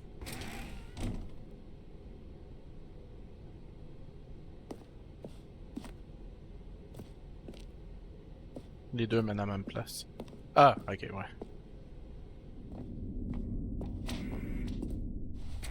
And then there was no more, because we've caught up to the present moment. Nothing left to do but move onward into the future. Goodbye, memory zone. Ok. Bon. Donc. No, I'm not done. I'm not ready to move on. Stop the loading screen. Isn't there some way we can stay here, keep enjoying these figurines? Let's just go backwards. We'll do the memory zone again from the opposite direction. See how that feels. Oh mon Dieu. Okay, yes, the room with the red and blue doors. I remember this. I must say, of all the figurines we looked at in our initial tour of the memory zone, this one is the most distinct and clear in my mind. Let's keep going, I want more. And here's where I made that video. Don't you remember the video we watched?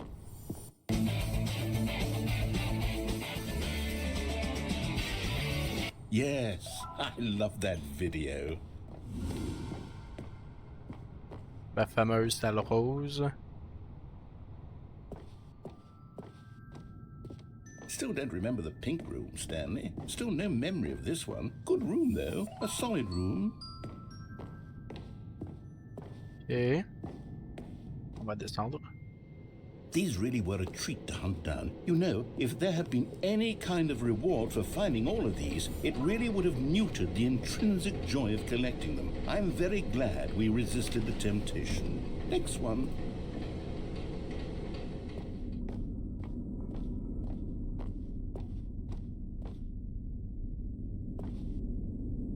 Je m'en vais au boss office. Y'a rien, hein? Non, ça c'est fermé. D'accord. Ils veulent vraiment qu'on revienne sur nos pas. On va aller dans la salle de bain.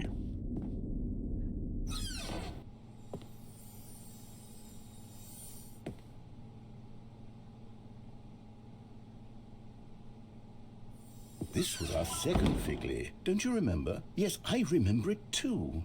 The past is truly a wonderful thing. Why does anyone ever choose to leave it? Keep going. This is it, the very first one we found in the exhibit where I introduced you to the figurines. Oh, I want more memories, Stanley. I want to keep going. What else is there? What came before this?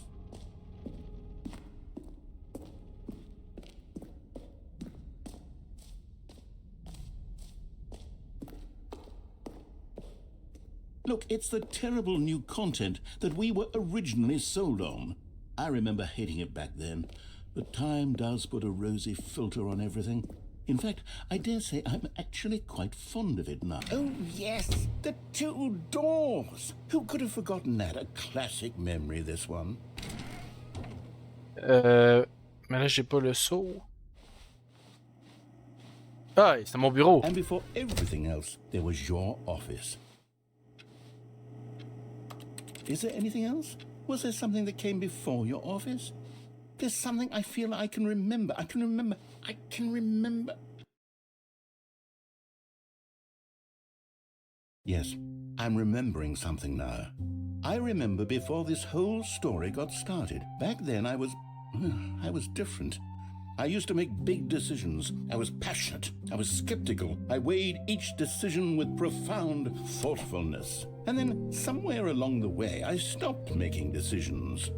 I became lazy. And I came up with a character named Stanley to do my thinking for me. He would make the decisions. He would decide which way to go. I would cheer him on as he collected figurines for no reason. Why did I invent Stanley? Was I lonely? Yes, perhaps that's it. Perhaps I needed to imagine I had companionship. And Stanley really did make for a wonderful companion, even if he was a fiction. But I suppose it's grown old. I want to think for myself again. I want to go back to how it used to be. Yes, I can be on my own again. I can do it. I'll be stronger this time. I'll take care of myself. I don't need Stanley anymore. Oh, but he truly was so much fun to play with. You know what? Since we're in the memory zone, how about one more good memory? Let's go back just once and give Stanley one more run of the office, and then I'll retire him for good. I did enjoy telling his story so very much. Okay, here we go. This is the story of a man named Stanley.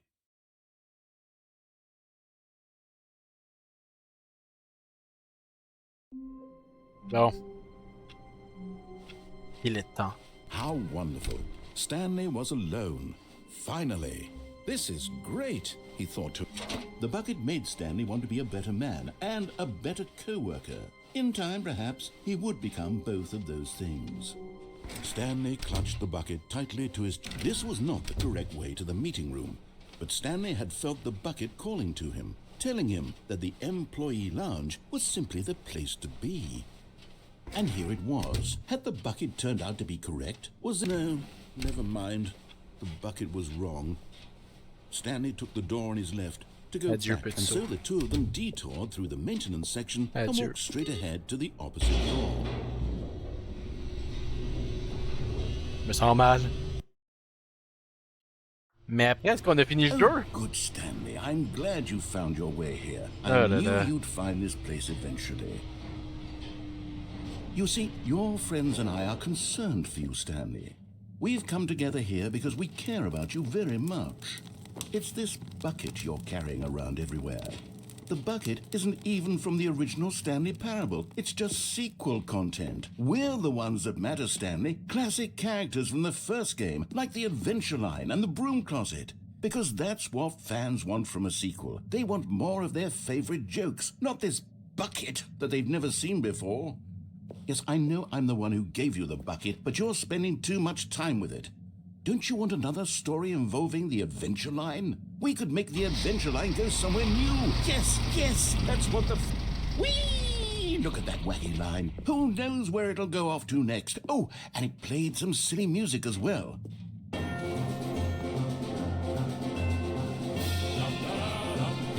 Now this is what the Stanley Parable is all about. Don't you remember all those great jokes from the original dialogue? Also, Stanley is addicted to drugs and hookers.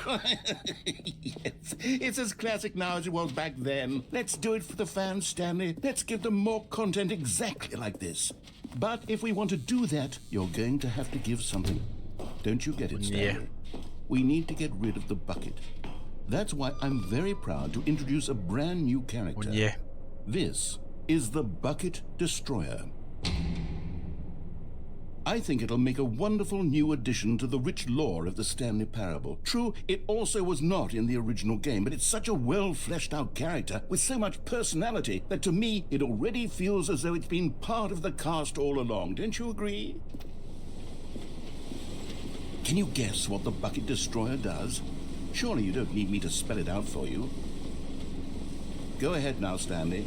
Say goodbye to the bucket, and then pop it into the machine when you're ready.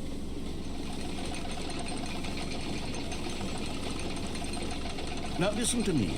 It's crucial that you give it the bucket. J'essaye. I don't know what the Bucket Destroyer will do if it can't destroy your bucket. Destroying buckets is all it knows. That is its singular personality trait. Sure, I can hear you saying, how does a character with only one personality trait deserve to join the pantheon of beloved Stanley Parable characters? Well, you see, if you were to really explore the Bucket Destroyer, you would see that its desire to crush buckets is so densely loaded with complexity and nuance that it's really like 10 personality traits. What other object in this game can you even say that about? The Broom Closet? Certainly not. I wonder what sort of Bucket Destroyer merchandise the fans will be clamoring for after this. Okay, the Bucket Destroyer is getting very upset now. You'll have to hurry and feed it. We can't get back to the classic Stanley Parable characters like the Adventure Line or the Bucket Destroyer until you crush that damn bucket. Allez! Now, the fans are waiting. Do it. Ils veulent pas que je tue le saut. Give the fans what they want. Hurry and... Ils veulent pas.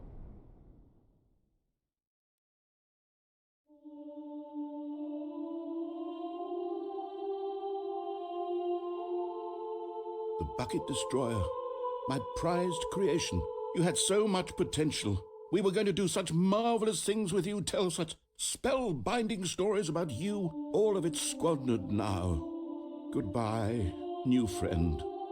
For the moment in time that you were here, you were magnificent. Ok. Je pense qu'on a vraiment fait le tour du jeu. On va s'arrêter là, gang, pour ce jeu. Dans le fond, moi, je cherchais une fin véritable, mais il n'y en a pas. En fait, il y a plusieurs fins, et on les a déjà découvertes ensemble. On a découvert les fins du jeu de base, donc sans le saut, et on a découvert aussi les fins du DLC, donc avec le saut. J'espère que vous avez apprécié l'épisode. Je vous dis à la prochaine. Ciao.